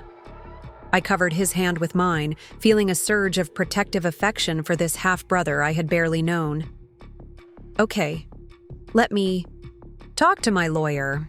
We'll figure out the best way to use this information without putting you at risk. Harrison was waiting outside the cafe, attempting nonchalance while clearly anxious. His eyebrows rose when he saw Noah following me out. Mr. Palmer, I'm Noah Reynolds, my brother said, extending his hand with surprising formality. I want to help stop my mother from stealing Emily's inheritance. Harrison shook Noah's hand, visibly impressed by his directness. That's a brave decision, young man. Let's discuss how we can make that happen. In the final hour before the hearing, our small team gathered in a conference room at the courthouse to integrate Noah's evidence into our strategy. Harrison reviewed the emails, his expression growing increasingly satisfied. These establish clear premeditation and fraudulent intent, he said, organizing the printouts. Combined with your mother's statement and Noah's willingness to testify, I believe we have a compelling case against the amendment without needing to invoke the fail-safe provision immediately. Noah, who had been listening intently, asked, "What's the fail-safe provision?" I exchanged glances with Harrison, who nodded slightly. My father included a clause in the trust that if anyone tried to remove me as a beneficiary, all assets would automatically transfer to me alone, I explained, carefully. It's an extreme measure that we're hoping not to use because it would exclude everyone else, including you and my mother. Noah considered this, his expression thoughtful beyond his years. But if you had to use it, you could still share things afterward, right? Like reinstate me or whatever? Yes, exactly. And I would, Noah. I promise you that. He nodded, seemingly satisfied. Then do whatever you need to. I trust you more than I trust her at this point. As the hour of the hearing approached, the hallway outside courtroom 3C began to fill with people. Victoria arrived with her attorney, a sharply dressed woman whose reputation for aggressive litigation preceded her. Victoria herself was immaculately groomed as always, her expression smooth and confident until she spotted Noah sitting beside me on a bench outside the courtroom. The blood drained from her face, quickly replaced by a flush of anger. She strode toward us, her attorney hurrying to keep pace. "Noah, what are you doing here? You're supposed to be in school." Noah straightened his shoulders but couldn't quite meet his mother's gaze. "I'm here to tell the truth, Mom." "What is this?" Victoria hissed, turning her fury toward me. "Did you manipulate my son into some ridiculous teenage rebellion?" "He's a minor, Emily. You have no right." "I have every right to speak for myself," Noah interrupted, his voice stronger than I expected. "Emily didn't manipulate me. You did.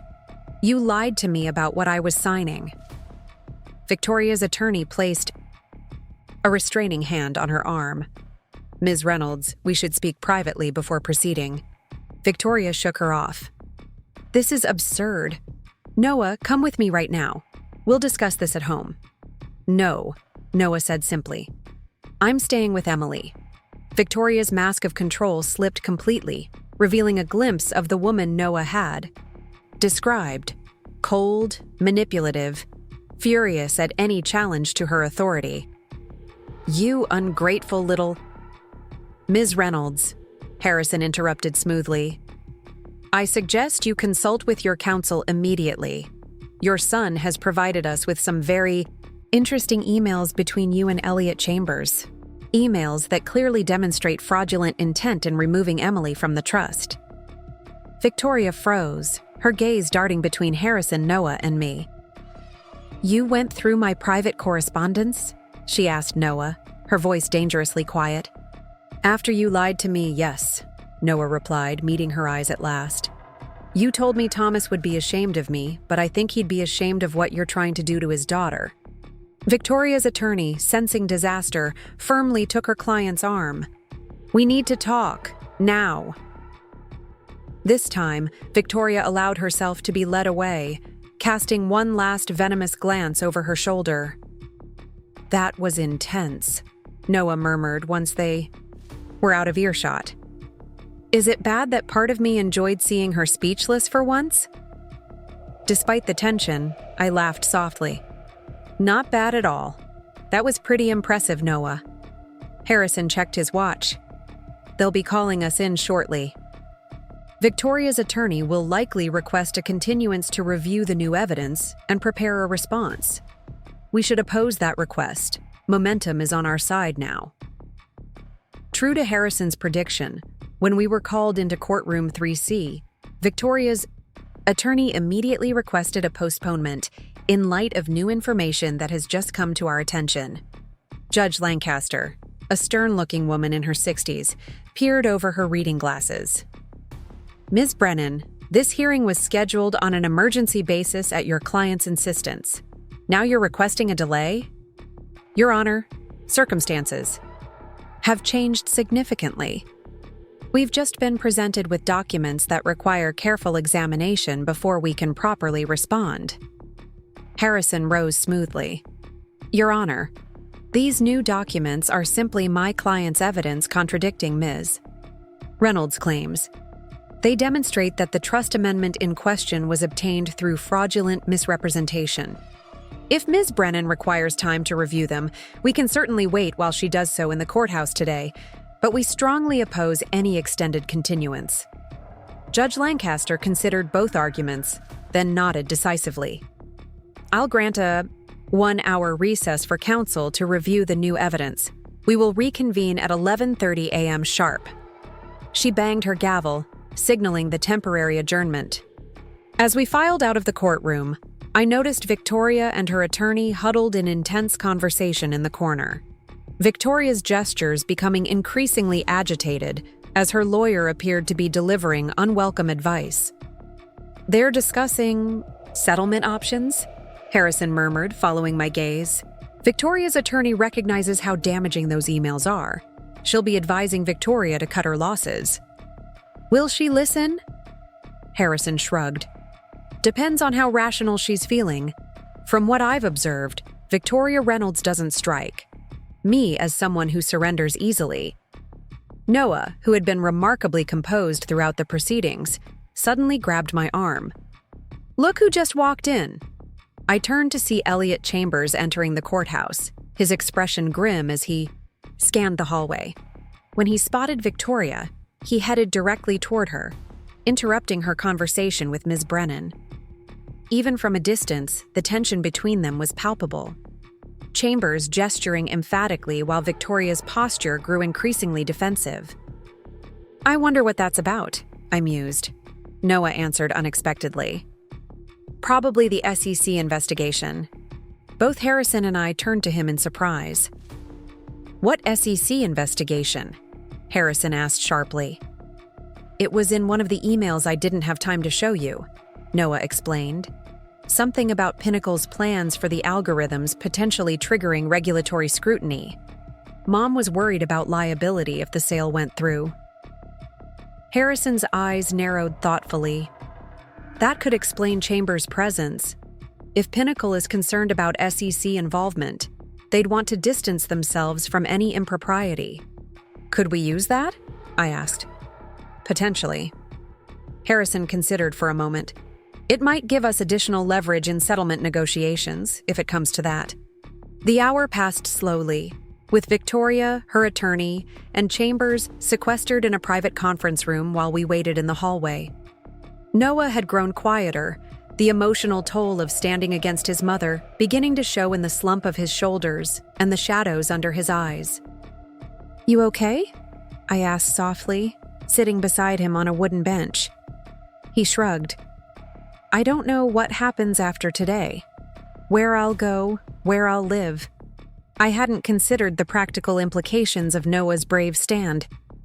You could stay with me if you want, at least until things settle down." He looked up, surprise and cautious hope in his expression. "Really? You wouldn't mind?" "Not at all. It might be nice to get to know my brother properly." I meant it, I realized. In the midst of this conflict, an unexpected bond had formed between us, forged by shared betrayal and mutual respect. Before Noah could respond, the courtroom doors opened, and the bailiff announced that Judge Lancaster was ready to resume. As we rose to enter, Victoria's attorney approached Harrison. "We'd like to discuss settlement terms," Ms. Brennan said quietly. "My client is willing to withdraw the amendment in exchange for certain concessions." Harrison's expression remained neutral. "We're listening." "Ms. Reynolds proposes that the original trust terms be reinstated, with Emily and Noah as equal beneficiaries. However, she requests that she remain as trustee managing the assets until Noah reaches majority, with appropriate oversight and reporting requirements." Harrison glanced at me, eyebrows raised in silent question. I considered the offer. It would restore my rightful place in the trust without the need for the fail-safe provision, but it would leave Victoria in a position of significant control. "No," I said firmly. "Victoria has demonstrated she can't be trusted with fiduciary responsibility. Harrison becomes trustee, or we proceed with the hearing and invoke the fail-safe provision." Ms. Brennan's lips thinned. "I'll convey your response to my client." Inside the courtroom, Victoria sat rigidly at the counsel table, not looking at Noah or me as we took our places. Elliot Chambers had positioned himself in the back row, his presence a silent reminder of the business interests entangled in our family dispute. Judge Lancaster called the court to order with a sharp rap of her gavel. "Counsel, are we ready to proceed, or has there been a development I should know about?" Victoria's attorney rose. "Your Honor, we've been discussing possible settlement terms but haven't reached agreement. We request a brief additional recess to continue those discussions." The judge checked her watch, frowning. "You have 15 minutes, Ms. Brennan. I expect either a settlement or arguments to begin at that time." As Victoria and her attorney huddled again in whispered consultation, Harrison turned to me. "If we proceed with the hearing, are you prepared to invoke the fail-safe provision?" I glanced at Noah, who nodded almost imperceptibly. "Yes," I decided. If Victoria won't agree to remove herself from control of the trust, we have no choice. I won't let her continue to manipulate my father's legacy. The 15 minutes passed in tense silence. Finally, Victoria's attorney approached our table. Again, her expression resigned. My client agrees to your terms, she said stiffly. Harrison Palmer will replace Victoria Reynolds as trustee, with the original beneficiary designations reinstated. Relief washed through me, tempered with wariness. And the company? Victoria will cease all discussions with Pinnacle or any other potential buyers? All negotiations regarding Wilson Financial Solutions will be terminated immediately, Ms. Brennan confirmed. Any future decisions about the company's direction will require approval from both beneficiaries once they reach majority, or from the trustee acting in their best interests until then. Harrison quickly drafted settlement terms, which both legal teams reviewed before presenting to Judge Lancaster. The judge read through the agreement carefully, her expression inscrutable. This appears to be a reasonable resolution that honors the original intent of the trust, she finally pronounced. I will approve this settlement and dismiss the emergency petition. The amendment dated 3 weeks ago is hereby invalidated, and the trustee designation is transferred to Harrison Palmer, effective immediately. With a final bang of her gavel, it was over. Victoria rose swiftly, avoiding eye contact as she swept past us toward the exit. Elliot Chambers intercepted her briefly in the aisle, their tense exchange ending with Victoria jerking her arm away from his grasp before continuing out of the courtroom. Is that it? Noah asked, seeming almost disappointed by the anticlimactic resolution. She just gives up? For now, Harrison cautioned.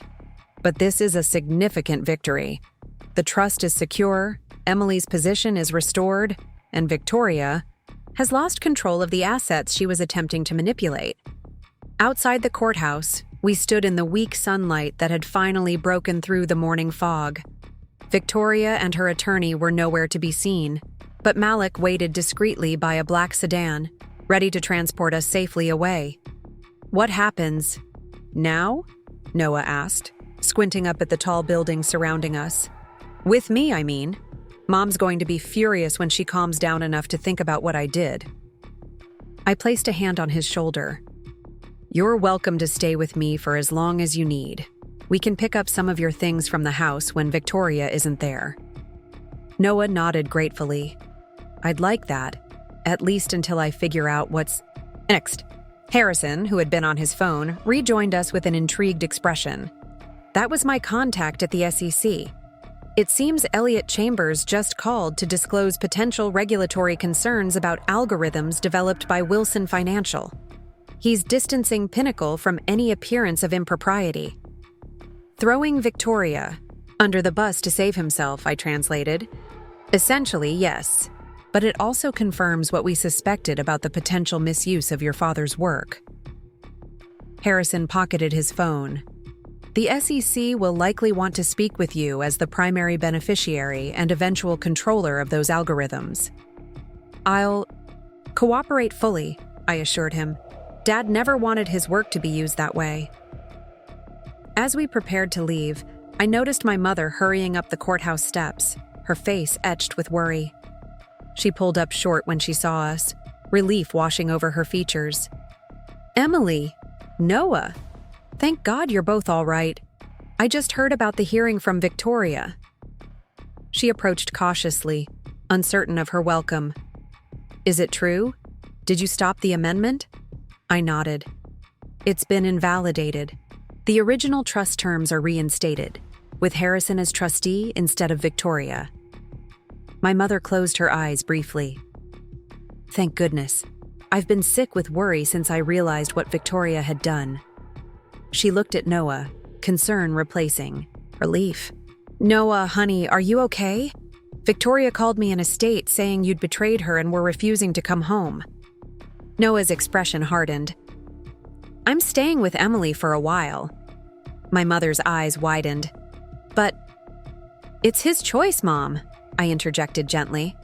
And after what Victoria did, I think it's understandable that he needs some space from her. She absorbed this, conflicting emotions playing across her face before she nodded slowly. I suppose you're right. This has all been so overwhelming. She hesitated, then added, Victoria and I, things haven't been good between us for Sometime. This situation has just made everything clearer. I wasn't entirely surprised.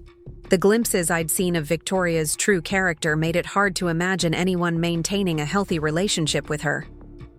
What will you do? My mother squared her shoulders, a flash of her former strength returning. I've already spoken to a divorce attorney. Victoria's actions were the final straw. I won't be part of her schemes or manipulations any longer. Pride swelled unexpectedly in my chest. After years of seeing my mother as weak, as someone who had allowed Victoria to control her, this reassertion of independence was heartening. If you need anything, I'm here. Thank you, Emily. Her smile was tentative but genuine. Perhaps we could all have dinner sometime. Begin rebuilding what Victoria tried to destroy. I glanced at Noah, who nodded almost imperceptibly. We'd like that, I answered for both of us. As my mother departed with a promise to call soon, I turned to Noah. Ready to go? He nodded, the weight of the day's events evident in his tired eyes, but a new lightness in his bearing. Yeah, let's go home. Home. The word held new meaning now. Not just the apartment I'd been living in, but a concept of family and belonging that I thought I'd lost when my father died. Now, unexpectedly, I was reclaiming not just my inheritance, but connections I hadn't realized I needed. Harrison shook my hand firmly before we parted. Your father would be proud, Emily. Not just of winning today, but of how you handled everything, with integrity and compassion, even toward Noah. I'm just glad it's over, I said truthfully. His expression turned measured. The immediate crisis is resolved, but there will be aftershocks. Victoria won't accept defeat gracefully. The SEC investigation into Pinnacle's intentions for the algorithms will likely continue, and you'll need to decide what role you want to play in Wilson Financial's future. All true, but those were challenges for tomorrow. Today was for savoring the victory, for appreciating that my father's foresight and my own determination had combined to protect what mattered most. Not just assets and companies, but the true legacy of values and connections he had wanted to preserve. As Noah and I slid into Malik's waiting car, my phone buzzed with a text from an unknown number. Opening it, I found a message from Elliot Chambers. Congratulations on your victory today. Perhaps in the future, we might discuss legitimate business opportunities for Wilson Financial. I promise full transparency next time.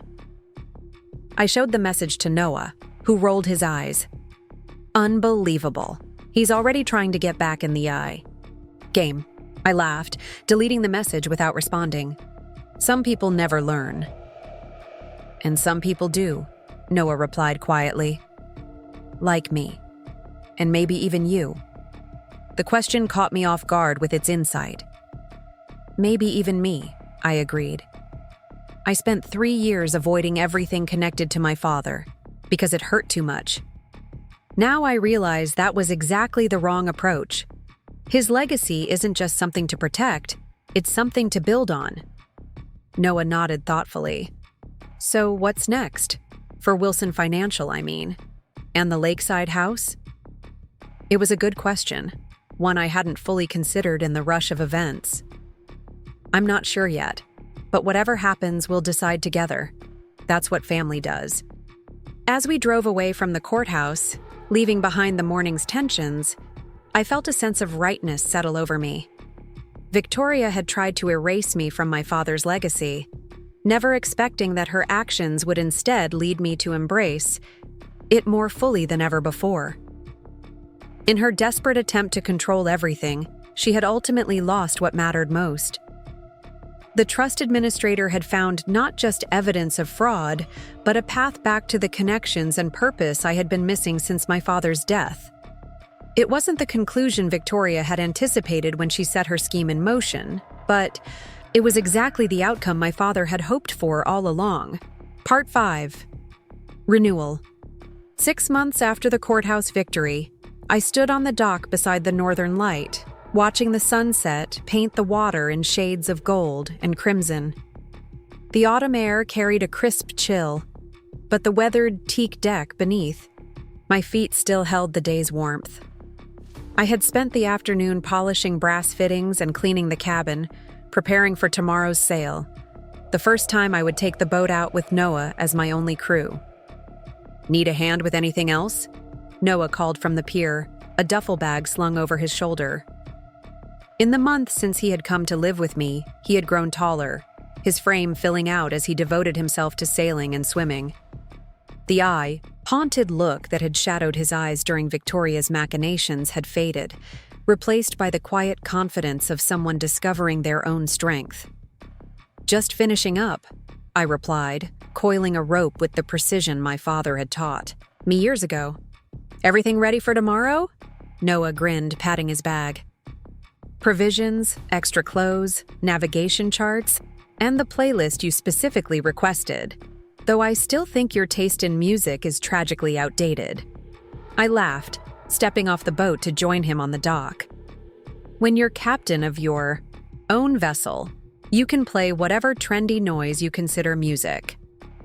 Our easy banter was still something of a marvel to me. This genuine friendship that had developed between us after years of strained family gatherings. Noah had continued at Lakeside School, but our apartment in Capitol Hill had become his true home. Victoria had initially fought the arrangement, filing for emergency custody, but her case collapsed when Noah's documented evidence of her emotional manipulation came to light. Now she maintained a cool distance, communicating through attorneys about logistics and finances, but making no real effort to rebuild a relationship with her son. My mother, by contrast, had blossomed since filing for divorce. She visited weekly for dinner, gradually reclaiming the warmth and independence that had defined her before Victoria. Sometimes I caught glimpses of the woman my father had fallen in love with, her infectious laugh, her incisive intelligence, her capacity for genuine joy. "Earth to Emily." Noah waved a hand before my face, breaking my reverie. "You're doing that thing again where you stare at the water and disappear into your thoughts." "Sorry," I smiled. "Just thinking about how much has changed." "Good changes, though," he affirmed, falling into step beside me as we walked toward the parking lot. "You know what tomorrow is, right?"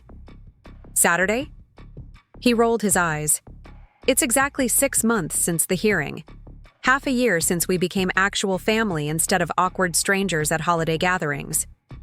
The fact that he had noted the date touched me deeply. "Well, then we definitely need to celebrate. I'll add a chocolate cake to our provisions." "Already handled," Noah replied with satisfaction. "I asked Zoe to pick one up from that bakery you like." The mention of Zoe brought another smile.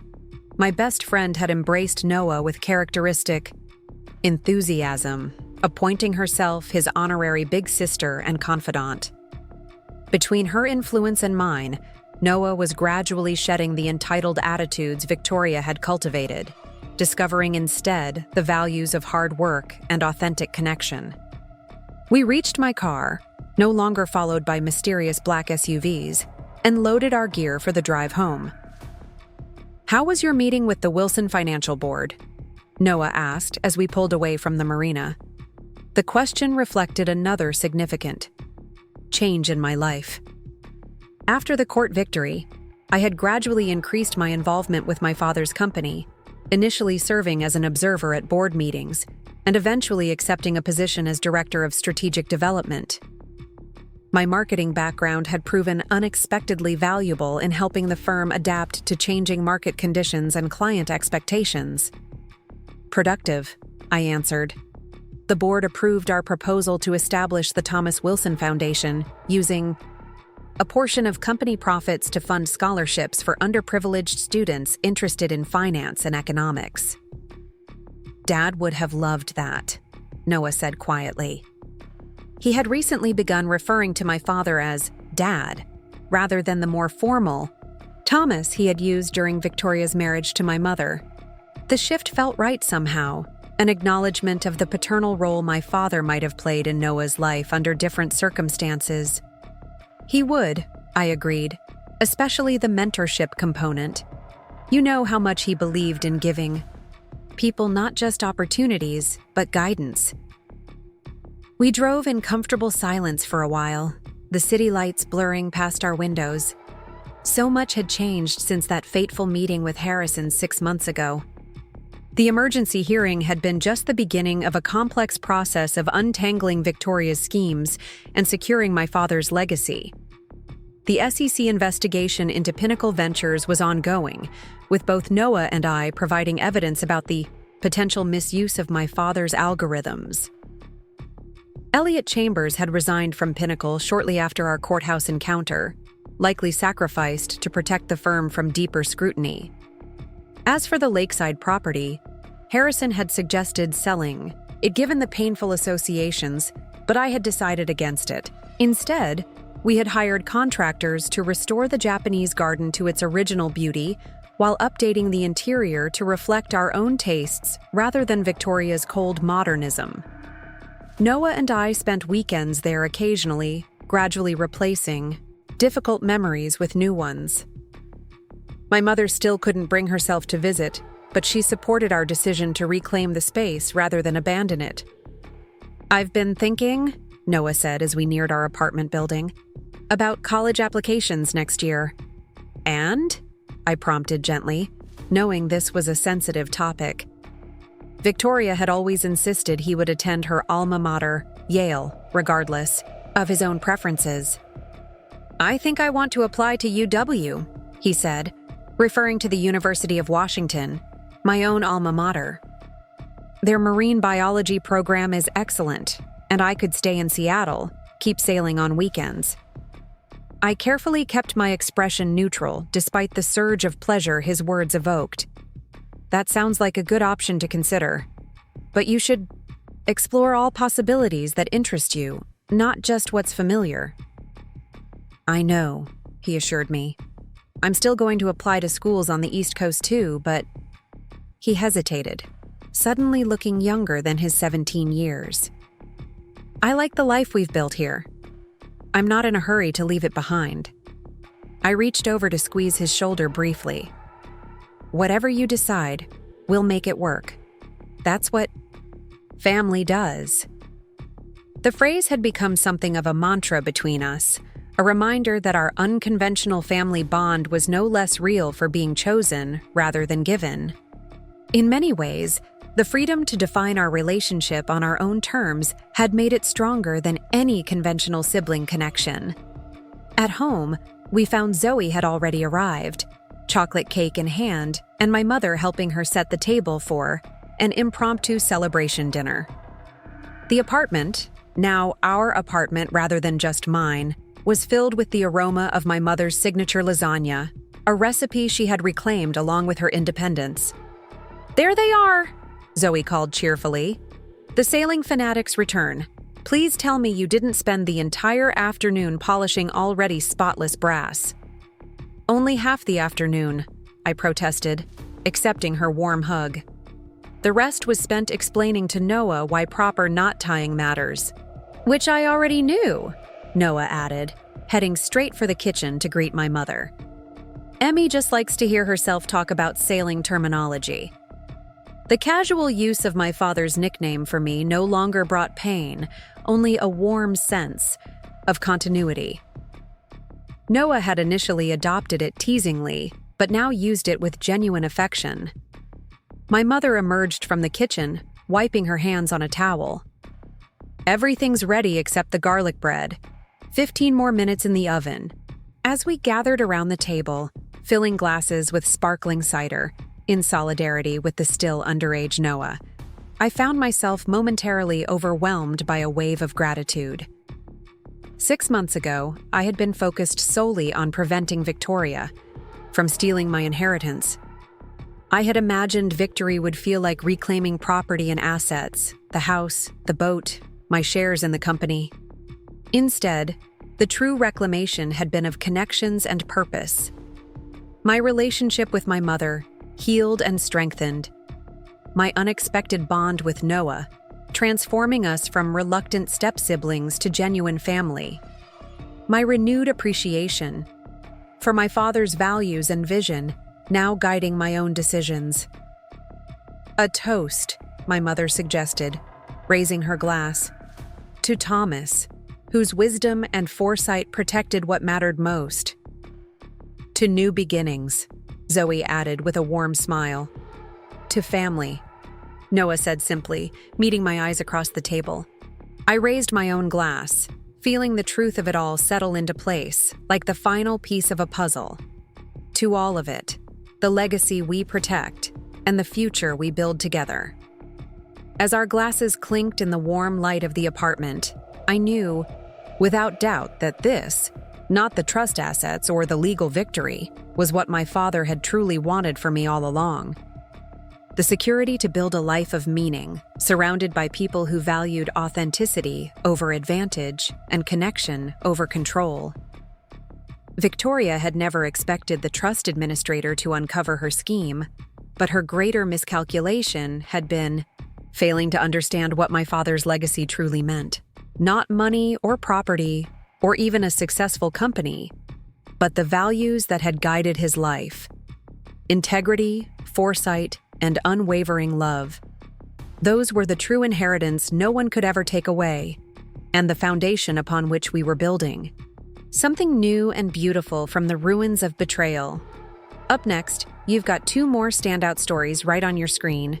If this one hit the mark, you won't want to pass these up. Just click and check them out. The moment I stepped into Harrison Palmer's office that rainy Tuesday morning, I knew something was wrong. The family attorney's normally warm smile was replaced with a tight-lipped expression that made my stomach drop.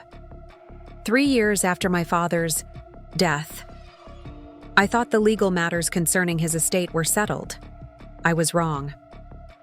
"Emily, I'm sorry to be the one to tell you this," Harrison said, sliding a folder across his polished mahogany desk. "Your name has been removed from the Wilson Family Trust." My hands trembled as I opened the folder. There it was in black and white. My father's meticulous trust had been amended, with my name erased as if I had never existed. In its place were only the names of my mother, Diane, my stepmother, Victoria, and my half-brother, Noah. "That's impossible," I whispered, my voice catching. "Dad would never—" Harrison nodded gravely. "I know. That's why I called you here today. Something doesn't add up, and I think we need to dig deeper." Little did Victoria know that her perfectly orchestrated plan had one fatal flaw. She never expected what Harrison Palmer would find. Before we jump back in, tell us where you're tuning in from, and if this story touches you, make sure you're subscribed. Because tomorrow, I've saved something extra special for you. My name is Emily Wilson.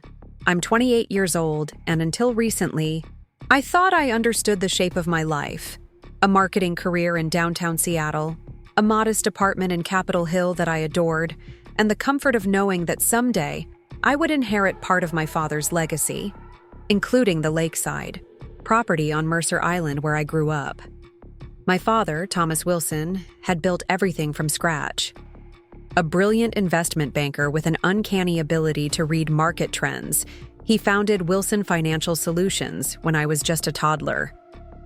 I remember playing beneath his desk as he made calls, the sound of his laughter filling the room whenever he closed a successful deal. "Watch and learn, Emmy," he would say, tousling my hair. "Someday, all of this will be yours to protect and grow." Dad wasn't just successful in business. He poured his heart into our family home, a beautiful lakeside property with floor-to-ceiling windows that captured the shimmering water and the distant outline of Mount Rainier on clear days.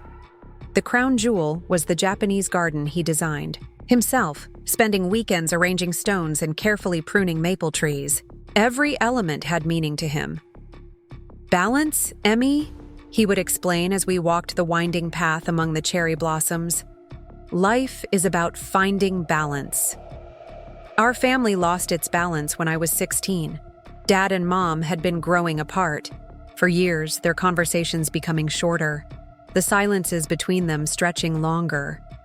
When Mom finally told me she was in love with someone else, Victoria Reynolds, a sharp-eyed real estate agent she'd met while serving on a charity. Bored, I wasn't entirely surprised. What did surprise me was how quickly everything changed. Victoria moved into our lakeside home within months, bringing her son, Noah, who was only 4 at the time. To his credit, my father handled the divorce with grace. He moved to a downtown condo but remained involved in my life, picking me up every weekend for sailing on Puget Sound in his vintage wooden boat, the Northern Light. "Life throws curveballs, Emmy," he told me during one of those sailing trips, the wind whipping through his graying hair. "But we're Wilsons. We adapt, we endure, and we keep our eyes on what matters." What mattered to my father was ensuring my future. After his unexpected heart attack 3 years ago, just 2 days after my 25th birthday, I learned he had established a family trust. The trust contained everything: the lakeside property, his investment portfolio, shares in the family business, and even the Northern Light. Harrison Palmer, his longtime friend and attorney, explained that Dad had structured it so that Mom and Victoria would have lifetime rights to use the property, but the trust would ultimately be divided between Noah and me. "Your father was very specific," Harrison explained during the initial reading of the will. "He wanted to make sure everyone was taken care of, but that his legacy would pass to both of you children equally." I remember Victoria's tight smile. That day, how she squeezed Noah's shoulder as if to reassure him. Mom dabbed at her eyes with a tissue, murmuring about how Thomas had always been fair-minded, even after everything. For the next 3 years, I kept my distance from the lakeside house. The memories were too raw, too painful. I threw myself into my career, climbing from junior copywriter to senior marketing strategist at one of Seattle's top firms. My boss, Marcus, became something of a mentor, recognizing in me the same drive my father had possessed. My best friend, Zoe, urged me to date, to build a life beyond work, but I always made excuses. The truth was, I hadn't processed my grief. I felt most connected to Dad when I was working hard, pushing forward, proving I could stand on my own. I did visit the house for holidays and the annual summer gathering, a tradition Victoria insisted on maintaining in Thomas's honor. Those visits were exercises in polite restraint. Victoria had gradually transformed the house, replacing Dad's warm, eclectic furniture with sleek, modern pieces. The only space that remained untouched was the Japanese garden, protected by a clause in the trust that specifically prohibited major changes without unanimous consent. Noah had grown from a shy 4-year-old into a lanky teenager who barely acknowledged me, his attention perpetually fixed on his phone. My mother seemed to fade more into Victoria's shadow with each passing year, her once vibrant personality subsumed by her wife's stronger one. During last summer's gathering, I noticed Victoria deep in conversation with a man I didn't recognize, their heads bent together over documents spread across the kitchen island.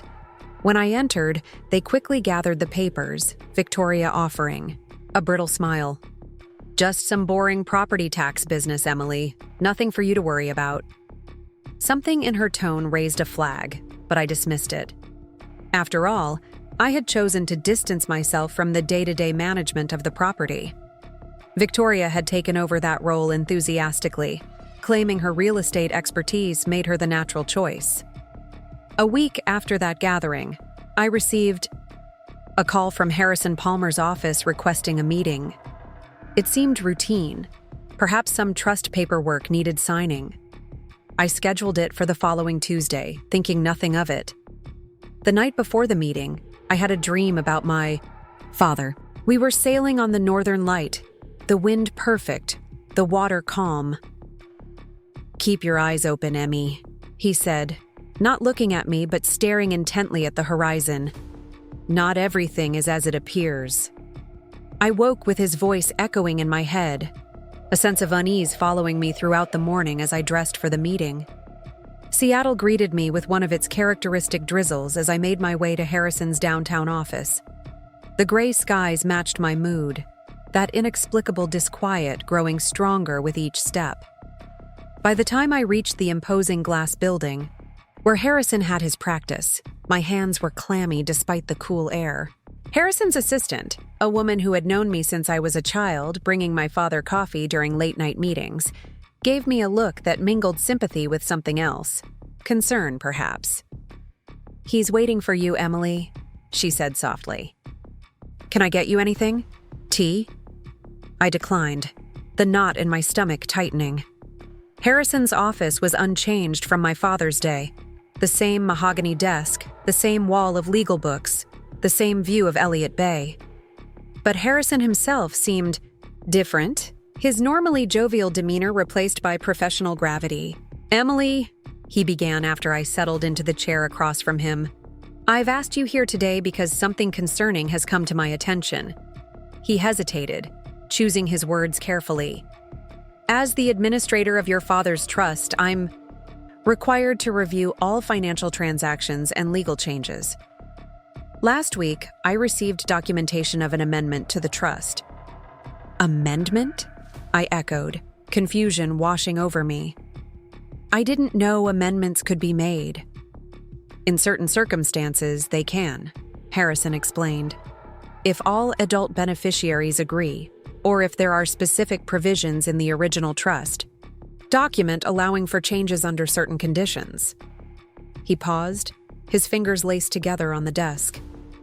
This particular amendment was filed citing a provision that allows changes if a beneficiary is found to be, well, essentially derelict in their responsibilities to the family legacy. Derelict? The word felt foreign on my tongue.